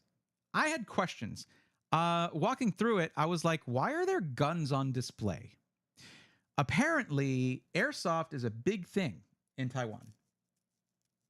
This is what I took a picture of because I had questions. Let's see. Next one. This is more ROG stuff. I liked their bags. I'm a sucker for bags and things like that, the backpacks. Anything that can help my terrible organizational skills. Really cool stuff. But these are some just gigantic drawing tablets. Look at this one on the right here. I was showing this to Ari because she likes a good drawing tablet, and I've been meaning to get her one with a screen. But she's not really doing art. She hasn't been doing art for a little while. Her job's kind of taken over her life a little bit, but that happens to all of us. This was an Acer store with an MSI store in the background there. And they're just like stores. It's just like if you were to go to your mall and go to like Auntie Anne's or something like that, or the Gap. Well, here it's going to be like a Gigabyte Aorus. There you go. Just with the big old dude right there.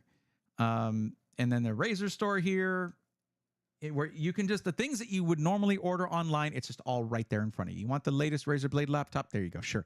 I mean, if that's the thing you want, why not? So they didn't just have the Asus ROG store. Then they also had the Asus store, non-ROG. This was just a store that had different gaming chairs, and this was their most gaming chair of the gaming chairs, I guess. What else we got after that? Let me see. Oh, this was one of my favorite ones. One of my favorite pictures. Look at this guy. Look at this freaking blinged out Gundam that I randomly saw here. I don't know why they had it, but I kind of really wanted it. Would I be able to go to Taiwan to the night market and Tech Mall for $700? Nope. Not unless you plan it way in. No, even then. It's an expensive trip. Plus, you need to have your passport if you don't already have that. See, you're back at it. Thanks, brother. Sarge Marine. I'm not quite doing the thing that I normally do. We're just doing a catch-up thing. But, yeah, this was the DJI store. It was super slick, super nice. DJI coming in with... they have the new Ronin 4 and Ronin 4 Pro. I'm very interested in the new gimbal, but I'm not doing that because I still have a 3 and it still works just fine. What else was there? Oh, not only that, but when you walk out of the place on the streets, there's just computer stores everywhere. Everywhere in this district. Look at that. There's all these stores of computer parts, all that stuff. It's crazy. It's everywhere. It was really cool, man. Really had a good time with all that. So yeah. Like, no doubt, just the culture there, let me get the music back on. The food, the prices on everything were really nice. Getting there was devastatingly expensive. Oh my God, I have not spent that much money in a single such a short amount of time. I don't think ever. But absolutely worth it. And I want to go again next year. I just got to start figuring that out sooner rather than later, because I've also got a lot of those companies being like, hey, we're going to see you at CES. I'm like, I don't know. You tell us the cost it is to go. It's going to depend on how one round trip ticket for me from Texas to Taiwan was about $2,500. But that was 2 weeks before I was going to fly. If you do it months in advance, it's going to be cheaper. It was just a situation that I was forced into. Hey, what happened to my... Oh, did I close my playlist? I think I did. I closed my VLC. Oh, no. All right, let's get the playlist. Let's get the music going again.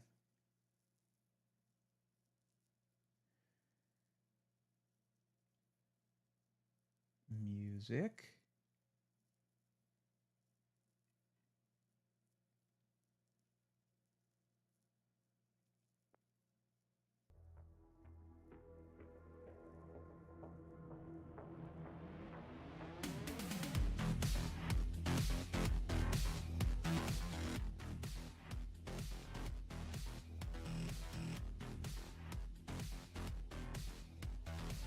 Okay. What was I talking about? Better be more expensive for me to go 25. How many days? Well, it doesn't matter for a round trip ticket. You can go for 3-4 weeks or whatever. That's just a plane ticket.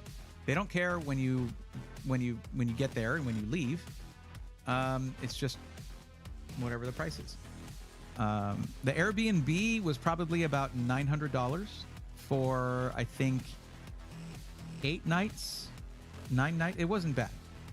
The hotels were really expensive, though, but that was around Computex. If you go seriously, maybe don't go in the summer. I don't know why they have Computex in the summer. It's pretty hot and humid there, but then we had rain come in that cooled things off, but it was raining. It's not an easy trip to make, honestly, but there's a lot of accommodation for English-speaking people there. If Ubers were crazy cheap, like I would Uber from the Airbnb to the event for like $5, which was crazy. $5 US, but they would say like, oh, it'll be 250 or 150 or whatever, and that's really cheap. But so getting around is cheap, and you don't really have to know the language to do an Uber because it handles all that for you. You don't have to know the language to do Airbnb because it does translation for you. Whenever I had an issue, I brought up Google Translate. Whenever I couldn't read something, I was looking at a menu or whatever, and it would just translate everything immediately. It is much easier to travel internationally these days than it used to be. Not that I would know. I didn't do much international travel, but I'm assuming. But that's the language barriers. There's your answer. Crash, that's exactly right. That's your PC. Imagine, I paid that for 2 people. because I had someone helping me, and I paid their way to get there. That's just the flights.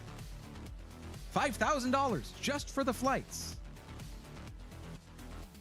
How was doing the full nerd? I got to tell you, Falcon Northwest, I loved doing the full nerd when I was here and I was just doing it remotely. It is nothing compared to being there. It is so much better to be on site. It was a completely different experience. I loved both experiences, but being there in the studio was like, it was so cool. And the fact that we were like, all right, let's make a video now. Like, come on. That's super cool. You're watching that live? It was great. I really enjoyed that.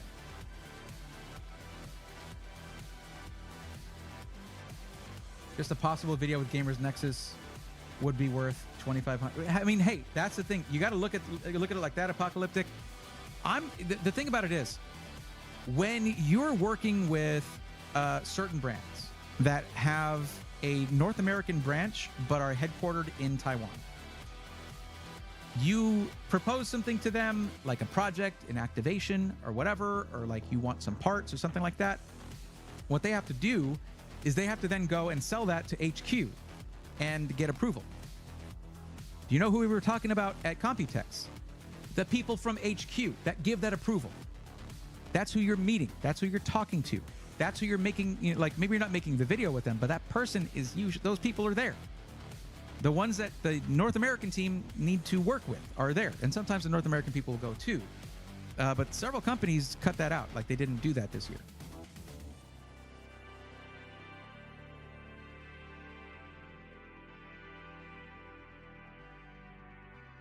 But yeah, Kelt, I loved doing the full nerd there. It was just really cool to be in their studio. It was just as cool. You're so funny with a co-host to talk with. Wait, but what about without them? Are you saying that? Okay.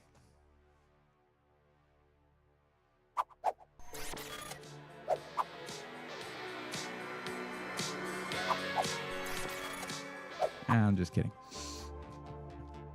Yeah, I know. It is much better to play off of people. And oh my God, the panda thing with Gordon, it feels like every time I talk to Gordon, I get him to rant about something. And that to me is like gold.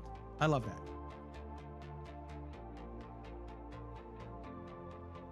If you go watch the full nerd VOD, I commented with the timestamp to get right to the panda rant. You guys can go do it. I'm not the type of person necessarily to watch something with you guys and react to it. Like that's taking views away from PC World, and that's the last thing I would want to do. Go check, I'll link it to you guys.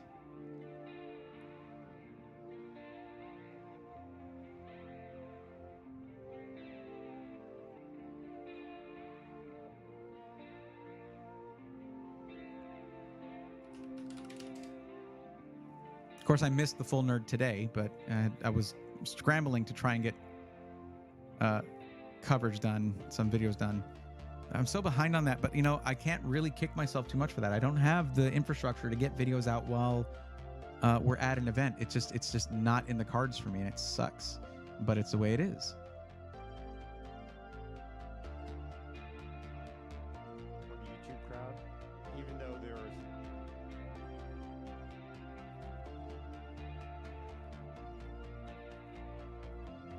All right, guys, here you go.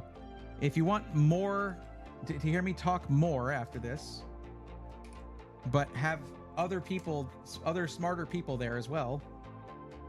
He hates pandas more than Max. I don't know how I missed that about him, but I didn't catch that about him. And I brought up, you know how it came up? I'll give you all this little spoiler, because it was during my case conversation, and we were talking about white components or something like that. And I brought up that Height wants the panda colorway to kind of be their default colorway, like what they're known for, which is why they're doing that with their AIOs and their fans. And then Adam was just like, well, don't tell Gordon that. He hates pandas. And I was like, who hates pandas? And that was it. It was done. Yeah, I'm not trying to give you, I said the comment has the link, has the timestamp. The comment I put has a timestamp. You guys can watch the whole stream. It'd be great. I would love that. It was a great stream. I really had a good time. And I think it's great that so many people were surprised by the fact that we started off talking about food after a trip to Taiwan. Of course, we're starting off talking about food. It was great.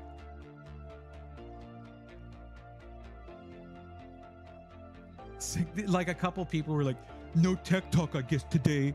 I'm leaving. And we're like, bye. Oh no, we better change our whole discussion for this one individual. Wow.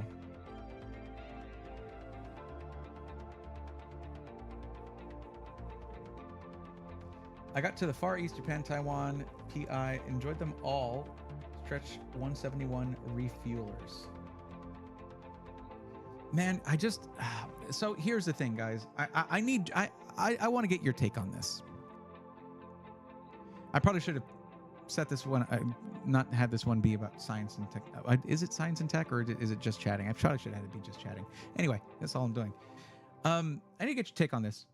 So several content creators who have regularly gone to Computex, they do the thing that I considered doing, because you see, I had one other option when it came to the connecting flights, like the path of the flights to get to Computex and to get back. The other option went through Japan.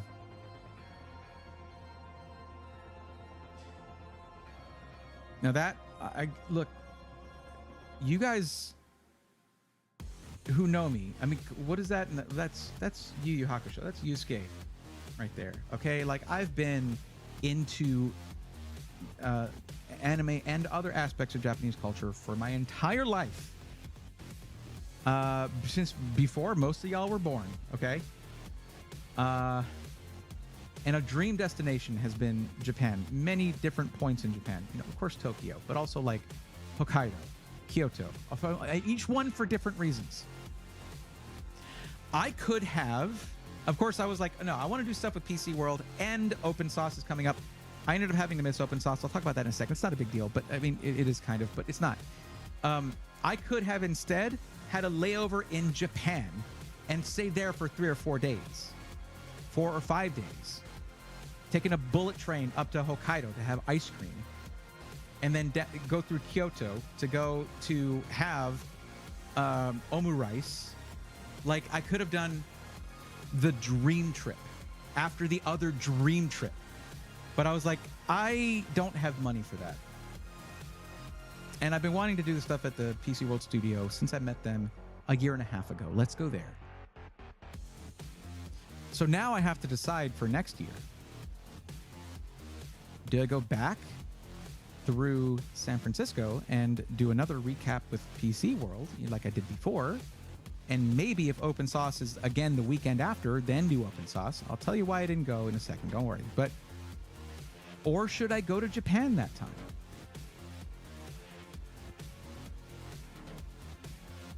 Do I like fly out a week early and take some time in Japan and then go to Taiwan and then stop in San Francisco? Guy, it's too long. It's like too long.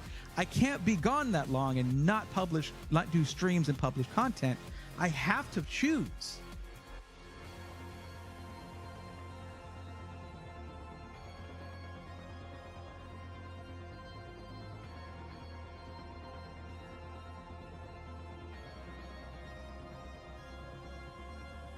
Crash, I did see the, what is it, Echoes of Wisdom. I did see that, yep. And Prime 4.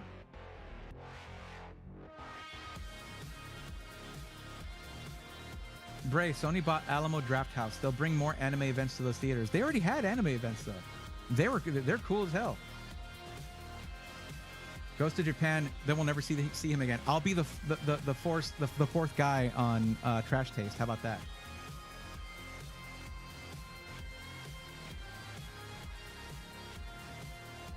They need an American dude on there to make fun of. A pro would do a live stream there. I am a full-time professional content creator and streamer, a partnered Twitch streamer. I was not tempted at any point to do IRL streams. That's a certain category of streamings that I'm not really. Now, if you mean like in the hotel do a stream, sure, I could do that. But there's no guarantee. First off, my laptop sucks. Did I mention that already? My laptop is terrible. I was this close, by the way. This close. I almost was able to get a laptop from Asus to make a really cool piece of content while I was there. But it was just too. I informed them too late. I should have talked to them beforehand about it. Oh well. Anyway, there are several SIs that do laptops. Eventually, one of them will agree to send me one. We'll see. It's technically a pre-built. Why not? Mortal Kombat for Gigahertz Spot on Trash Taste. I would not take Garnt Spot. I don't think any of those guys could leave that table and it still be the same podcast. And no, additive. I'm more additive. Or you know what, dude? What if there was a guest? I don't know. I'm not big enough or like in their realm in content wise to ever be a guest on there. It would have to be Trial by Combat. You're right.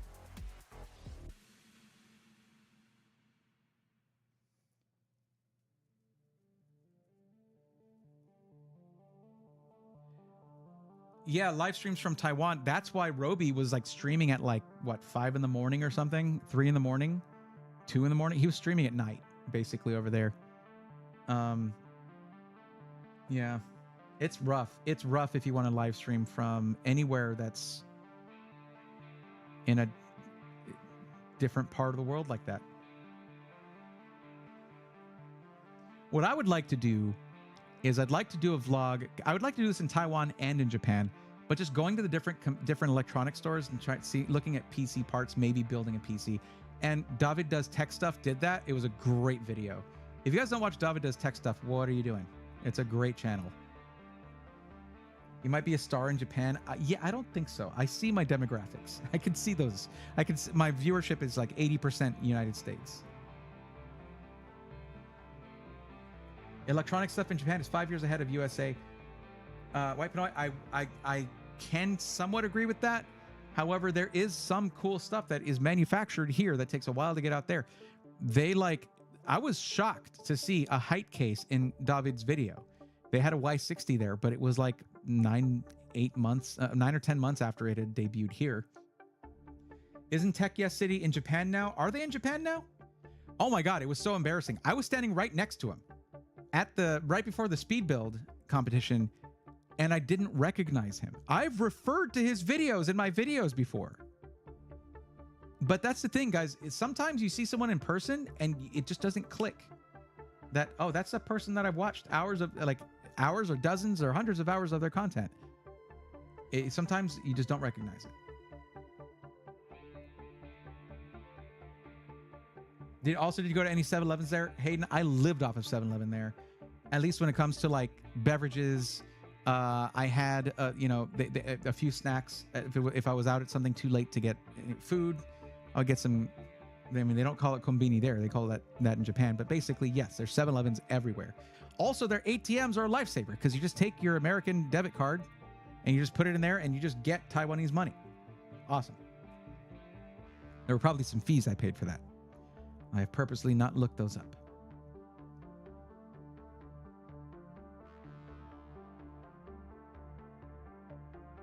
The other 20% of the audience is a lot of different places.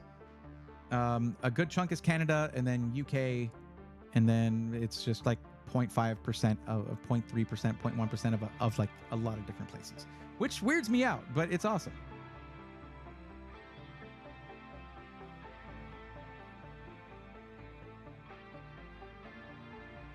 Anyway, why didn't I make it to open source? Well, there's 2 reasons for that. The first reason is money. I didn't have enough money left over at the end to continue with my hotel room in San Francisco. I just couldn't afford it. At that point, I had exhausted the funds I had been given for the trip, and I really could not cut into like my rent and car payment and all that other stuff just for that. Oh, hey, we watch Mike Chen all the time. Strictly Dumpling? Hell yeah. That's like our go-to for when we're watching food videos, like while we're eating and stuff. Mike Chen is the best. And it's funny. He does all that with like his phone and a GoPro. It's great. Anyway, yeah, I think we've watched every video of his for the last like 5 or 6 years. Can't say that about every content creator, believe it or not. But what was I going to say? The reason, so that's the main reason I didn't go to open source. The second reason was when I reached out to them, it was like 3 weeks before the trip. when I thought maybe I'd be able to make it. And by then, they had closed off everything for featured content creators, adding to that list, meaning that if I went, I would be buying tickets, which I didn't have money for. I would have I would basically have the same access as any regular goer to open source. If you're a content creator, you have access to everything there. You can kind of just like hang out with other content creators there. Maybe you have more leeway to make your own content. Like you have more access to everything again. It's much better. So when they reached back out to me, they were like, hey, thanks for reaching out to us. We did close our featured content creator stuff, but we'd love to have you here. But it would be as a normal goer. And I was like, okay. I was like, okay, next year then. So basically next year, as soon as that opens up, I'm going to do my best to make it to open source, and I'm going to try to get PC World in on it.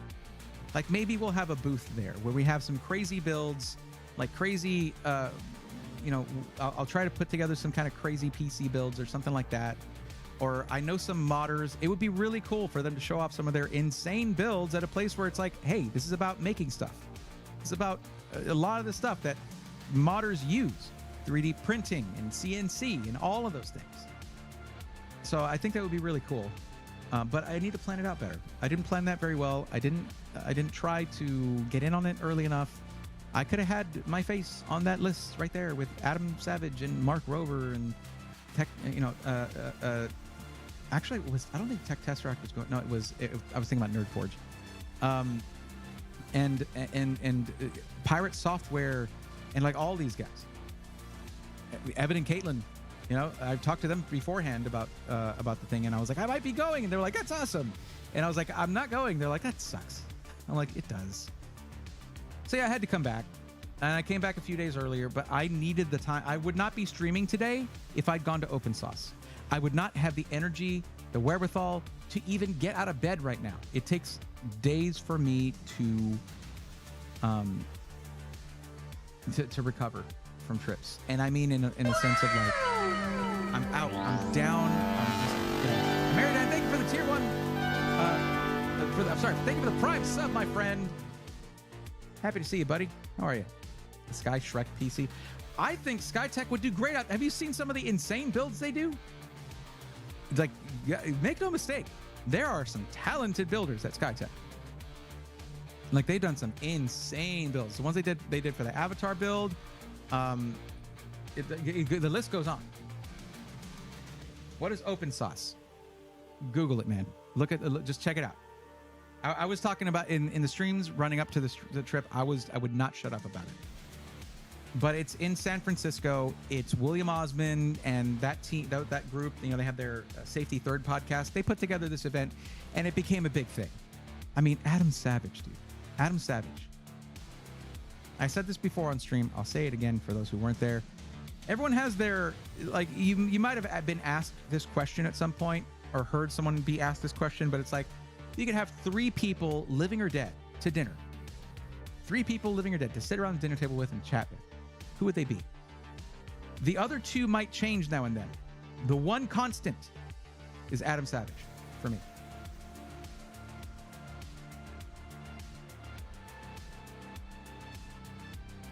I've seen Bray in person and can confirm he is actually purple. Listen, that's my true essence coming through. You just saw me for who I really am. It was great meeting you at CES, though. It's a shame how that all turned out with all the content and everything. Just none of that coming out. Like that was really frustrating. But it was as much as I hate Vegas, like hate Vegas. Like, no, listen, if you think you don't like Vegas, I hate Las Vegas. Like, I wish when they announced TwitchCon was going to be in Vegas, I was like, you could have just tell me if you don't want me to go. You could just say it to my face. I went anyway. I wish I hadn't. TwitchCon is now where it belongs, back in San Diego. Thank you, Dan Clancy, I guess. I don't know. He might have been the one that made it go to Vegas. Anyway, I very much, I can't stand that city. But I love CES in its own way. It's great. It's not as good as Computex, I guess. Like, now that I've been there, I can actually say I prefer Computex. But I'm not the only content creator who feels that way. I'm not alone in that. But there's a lot of good stuff about CES too. I mean, I've made a lot of, like, I got to meet you there, you know, and I got to meet Gordon there. I got to meet Adam there. I got the PC World guys. I got to meet them there. The stream would not, last Tuesday wouldn't have happened otherwise if I'd not gone to CES 2023. So I can't completely hate it. I just hate where they have it. I hate that they have it in Vegas. Vegas, there's so many problems with Las Vegas. There's people that don't see it that way. And it's fine. It's okay to be wrong. His Ninetales says, hey, wanted to thank you again for speccing that PC for us. Corsair sponsored a bunch of the parts. We were able to do the build for 2K.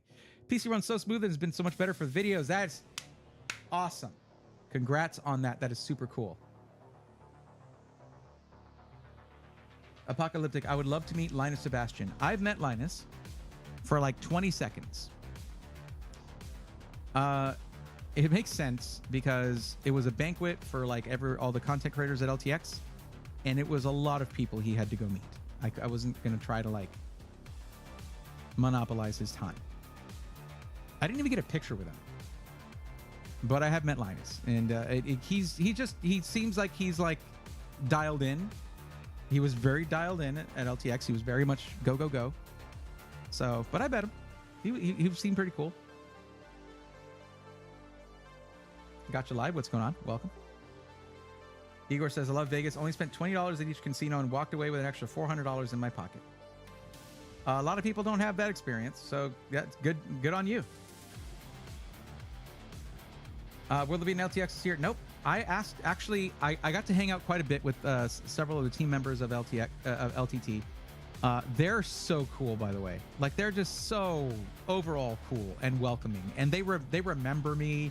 They're just like, hey, what's up, man? What's up, Bray? How's it going? And I'm just like, really cool. Bell is like one of my favorite people now, by the way.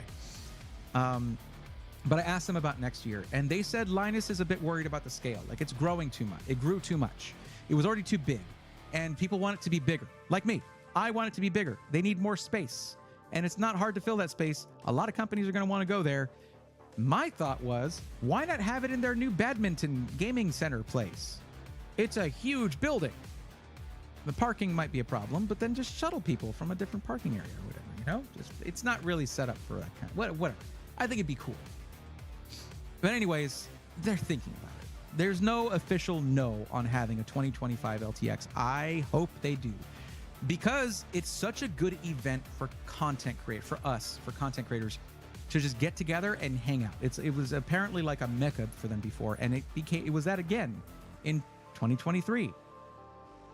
That's where I met Jay and Paul for the first time. That's where I'd met Pedro before, actually.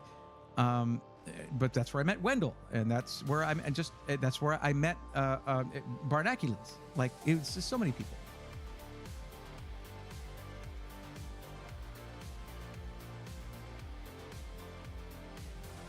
San Diego boot camp. I mean, TwitchCon can feel like that. You're on your feet a lot, but it's no, you don't have to do any calisthenics or anything. You get enough cardio just walking around that place. Plouffe needs to keep wearing the hat. He has his favorite pineapple hat. Okay, everyone's got their favorite thing. He wore it for a video. That's all I care about. He was stoked when I gave it to him. He was really happy when I gave it to him. That's all I care about. He liked it enough to wear it in a video. It was great. For those who don't know, when I met Plouffe for the first time, because Plouffe is great. Like, Plouffe is one of my favorite presenters there. And I know he loves dad hats. So I had an RGB dad hat made for him. Embroidered all that, our buddy RGB on there, and I gave it to him, and he flipped out. He loved it. That was after the tour, after Dennis gave us the tour. Anyways, that's really it. Oh, I didn't forget to tell you about the fun part about my San Francisco layover on the way back, where I extended it, right? Where I was going to hang out with PC World. Well, here's the fun thing, okay? I got a really cheap hotel. 3 nights, $200. That's pretty cheap for San Francisco. It was also a pretty bad hotel, but you got what you paid for, right? So one thing I did, one bit of arithmetic I didn't do. I didn't check what time I was arriving in San Francisco versus what my check-in time was. Can you see where this is going?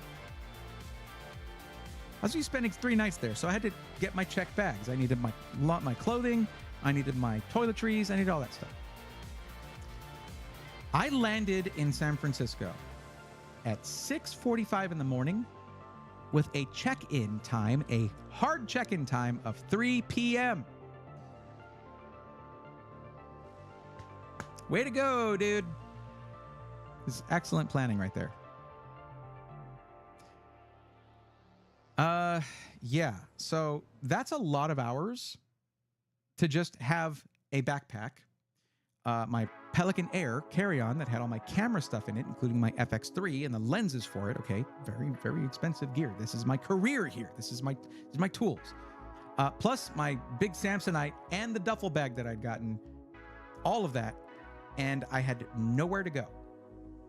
I asked them for an early check-in. They said, no, we don't do that. So I asked to leave my large luggage at the hotel. They let me do that. And they did not lock it up. It was in the lobby, which, funny enough, the lobby door, the entrance was locked and they had to buzz people in. So they were like, oh, it's locked up. So clearly I couldn't leave my camera there. So I was basically walking around the streets of San Francisco with my very heavy backpack that had my laptop, my external monitor, my my switch, all that stuff. My batteries were in it because I didn't want to start messing with my luggage. I kept my batteries in there in case I needed to charge something. And my rolling Pelican case with my camera in it and my other camera gear and stuff. For like 9 hours, 8 or 9 hours, just walking around the streets of San Francisco.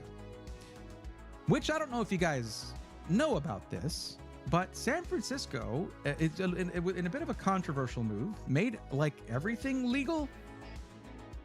So there's kind of a bit of a fentanyl issue right now.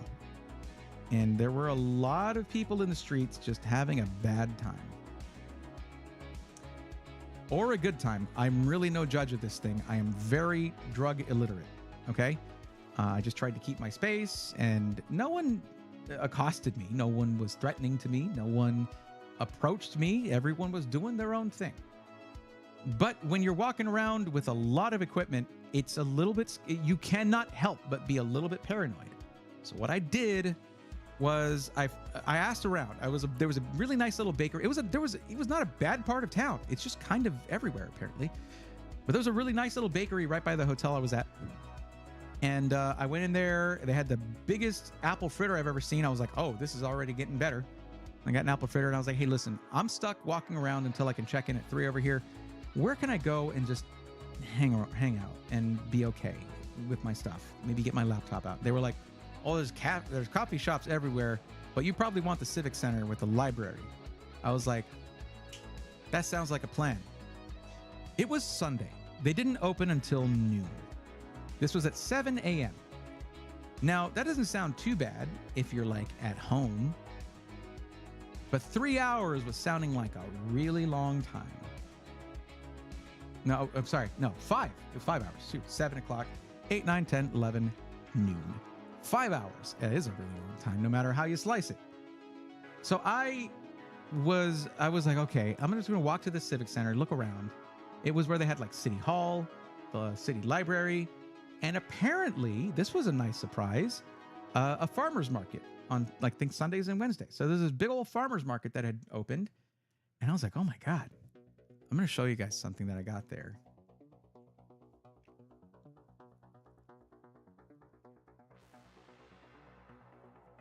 I think I took some video of the farmer's market. Let me see.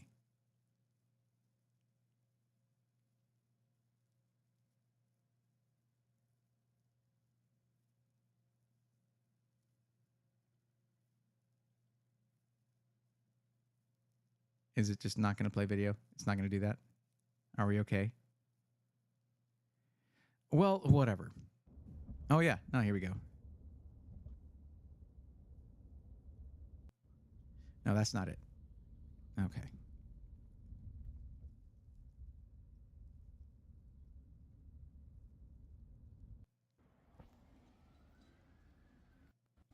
That's not it either.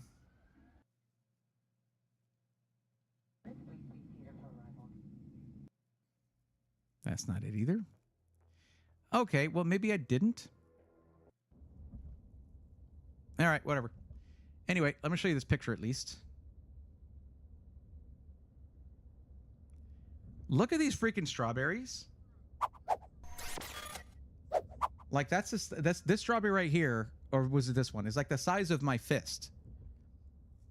Like this strawberries from just like a regular garden or farm or whatever, they don't grow like the perfect strawberries. They could just get big. They just grow. And these were just inspiring. I just had to get them. But I was carrying these around with me. I was just like, oh, these are amazing. And I'm tired. You guys had to understand. That was with me having come off of a 13-hour flight. I didn't sleep that well in this flight, okay?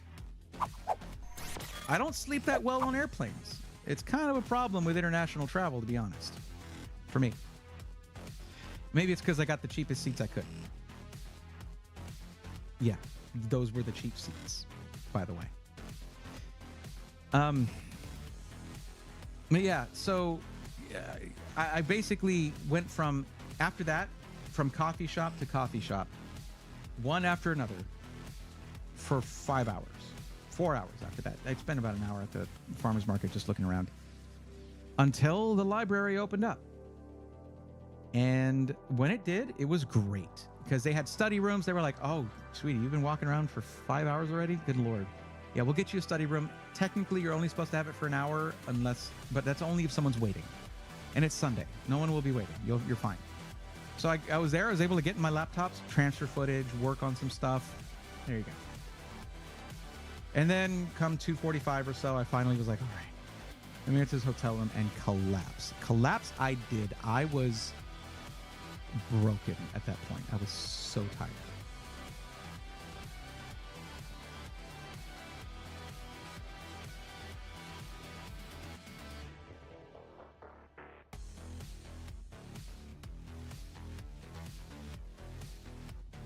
Nasty Nancy Pelosi's mess. Sorry. Funny, I didn't see her there. That's weird. I thought it was a, I have no idea about any of that. But yeah, she wasn't around, so I'm not sure what you mean. Anyway. As a big guy, it's tough for me as well to sleep or get comfy on a plane. Yeah, it can be. Basically, I have like, so my knees hyperextend 15 degrees each. Just think about that for a second. And over time, I've pretty much, that's kind of done a number on the cartilage there. There's not much of it left.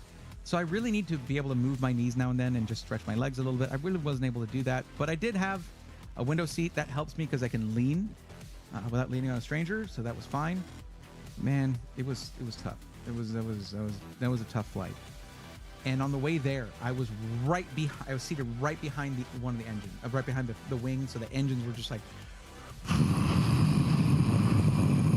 the whole flight, dude. I could feel it in my bones. I had a bad time. But yeah, I would do it all again.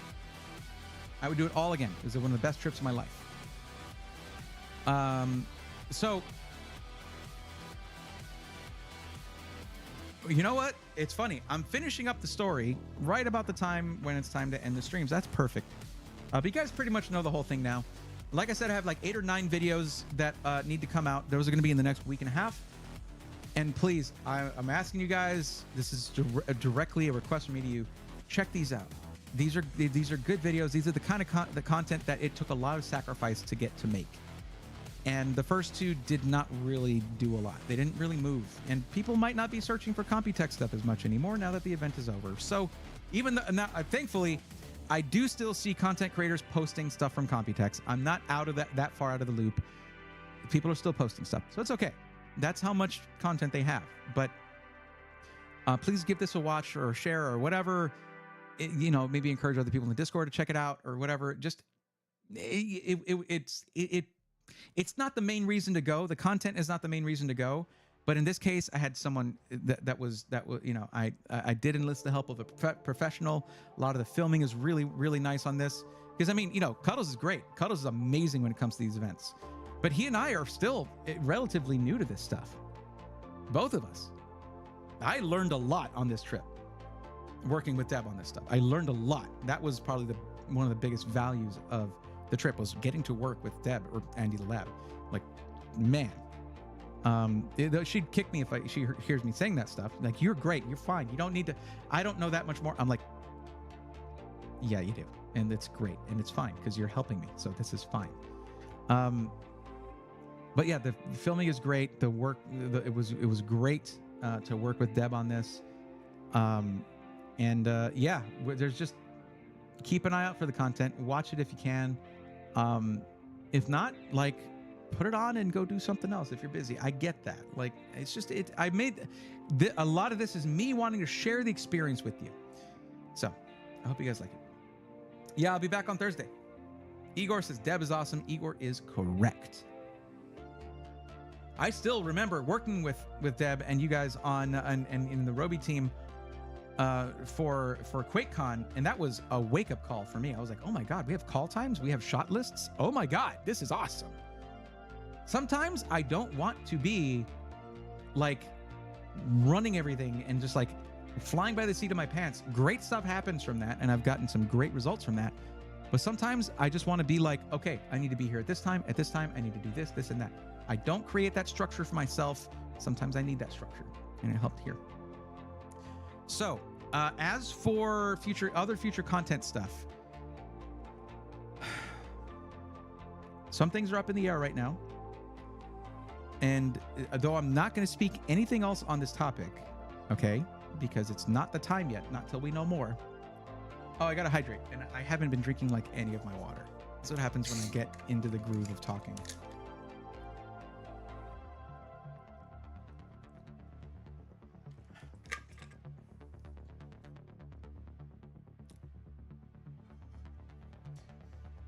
Mr. BGI says, Ken over at AES says hi. Tell Ken I said hi.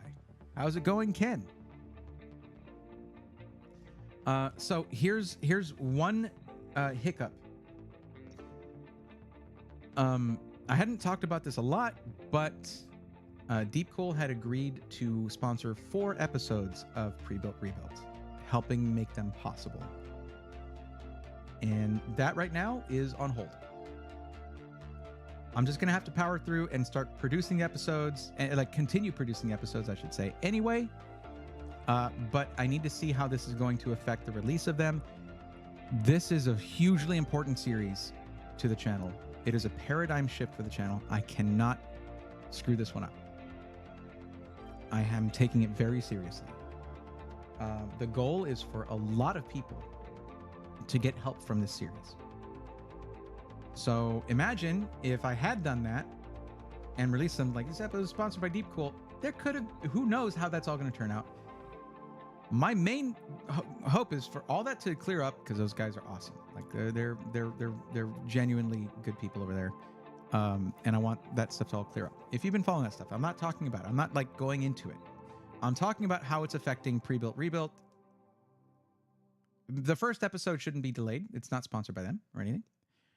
So that I can freely work on that. I can work on the series. It's just releasing them and all that has to be done right. So that could be a bit more delayed, but it's evergreen content. Like, you guys shouldn't be waiting around for that. I mean, yes, be excited for it, but I don't want to feel like I'm pressured to do it before it's ready, to release it before it's ready. Like, I'd rather do it right than right now. That's how I always feel about that. Okay. System Integrators Weekly should be returning. If not, it should. I need to see what, because Cuddles is telling me about something about his availability to edit. Like, I need to get the Computex coverage out before any episode of SI Weekly comes out. I'm not going to be doing SI Weekly until all those videos are out. So it's probably going to be a week from next Monday. Okay. That's a long time to wait. But remember, what am I mostly going to be saying? Unless it doesn't matter to you, which it's fine if it doesn't. Like, they're coming out sooner than we thought with the new AMD processors. They are coming out sooner, like, well, not sooner than we thought. I predicted that. But there's going to be plenty of people who don't care. They want Intel, or they don't care about upgrading, or they don't care about saving a buck on 7000 series because that's what they're going to get anyway. No problem, and we'll cover that. But the first thing is getting the Computex coverage out and done. Plus, I have the Pixio monitor review pretty much done. I just need to finish with putting the B-roll in there, and it's done. I want to get that released as well. And then SI Weekly will return. And then I can get back into... We can finally finalize... By then, we'll know. We'll finalize everything for for pre-built, rebuilt. Finally. It's been a long time coming. And but I owe it to you guys to do it right.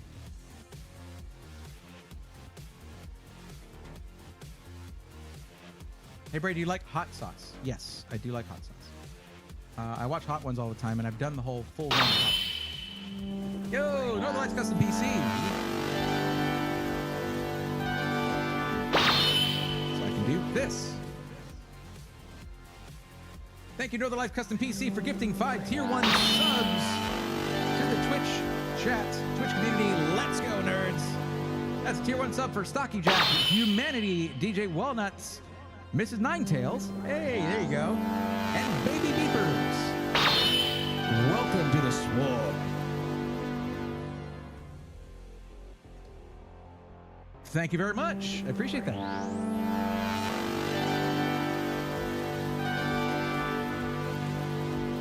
You should go on the Hot One show. I'm not nearly big enough to make it on the Hot One show. Like, dude, they're getting Gordon Ramsay on there. They get like freaking huge celebrities on there, and that ain't maybe. That's one way to know you've made it, if you're like invited to Hot Ones. E-Duck Gaming. Here's an example, guys, of a very vague question that is like impossible to answer. Will a 4070 Super with a dual monitor setup have good performance? At Chat or Braythorn. What resolution? And performance in what? In video editing? In gaming? Okay, AAA titles, esports titles, Rocket League, or Cyberpunk? We know nothing. We don't have enough information to give you a good answer. So, as I always say, for all you guys, if you are asking for information, you must first be willing to provide information to get solid answers. Okay? Vague questions don't help anybody. Be more specific. Anyway. Thank you again, Northern Lights. I appreciate that. Love your shirts. Nice quality. Clint, I'm happy to hear that. Apocalyptic says PC Gateway. I did ask people about that. And you guys might be surprised at how many of my fellow content creators loved the name, loved the idea. They were like, no, dude, that's what you do. Do they only allow big celebrities on there? At this point, yes. Yeah, Hot Ones, yeah. But I did the Skytech Hot Ones challenge, so that was fun. It wasn't in a video or anything, but they just had all the sauces, and they were just like, here you go. It was great. All right, well, that's going to be it for me, guys. I'm going to go and eat food and try to get the video ready for tomorrow. Video tomorrow is going to be a fun one. And it's for a brand that you have heard whisperings of and you've maybe seen some content on, but they're ones to watch. So keep an eye out for that. And motherboard videos, maybe one, maybe two, might be the day after that or on Friday. So keep an eye out, guys. Lots of content coming at you. And I hope you like it. I hope you enjoy it. We worked really hard to get them to you. So Skytech at their offices had all the sauces when I visited there. So there you go. Hayden, I already said earlier in the stream, Thursday is the next PC Matchmaker streams. Try to keep up, buddy. All right. Thanks for hanging out, everybody. Appreciate y'all so much for coming in just to hear me yammer and yap. A lot of yapping, a lot of yammering. Hope we're all okay with that. Why do I have so many pictures open? Because I just opened them one after another. Yeah, let's see if there's anybody to let me see here. How many do we still have here on the Twitch side? I think 18. I think we'll skip rating right. I'm really exhausted. Now I don't sound like it. I'm gonna go eat and pass out like right now. So you guys have a great one. So glad to be back. I missed y'all. Until the next one. Take care.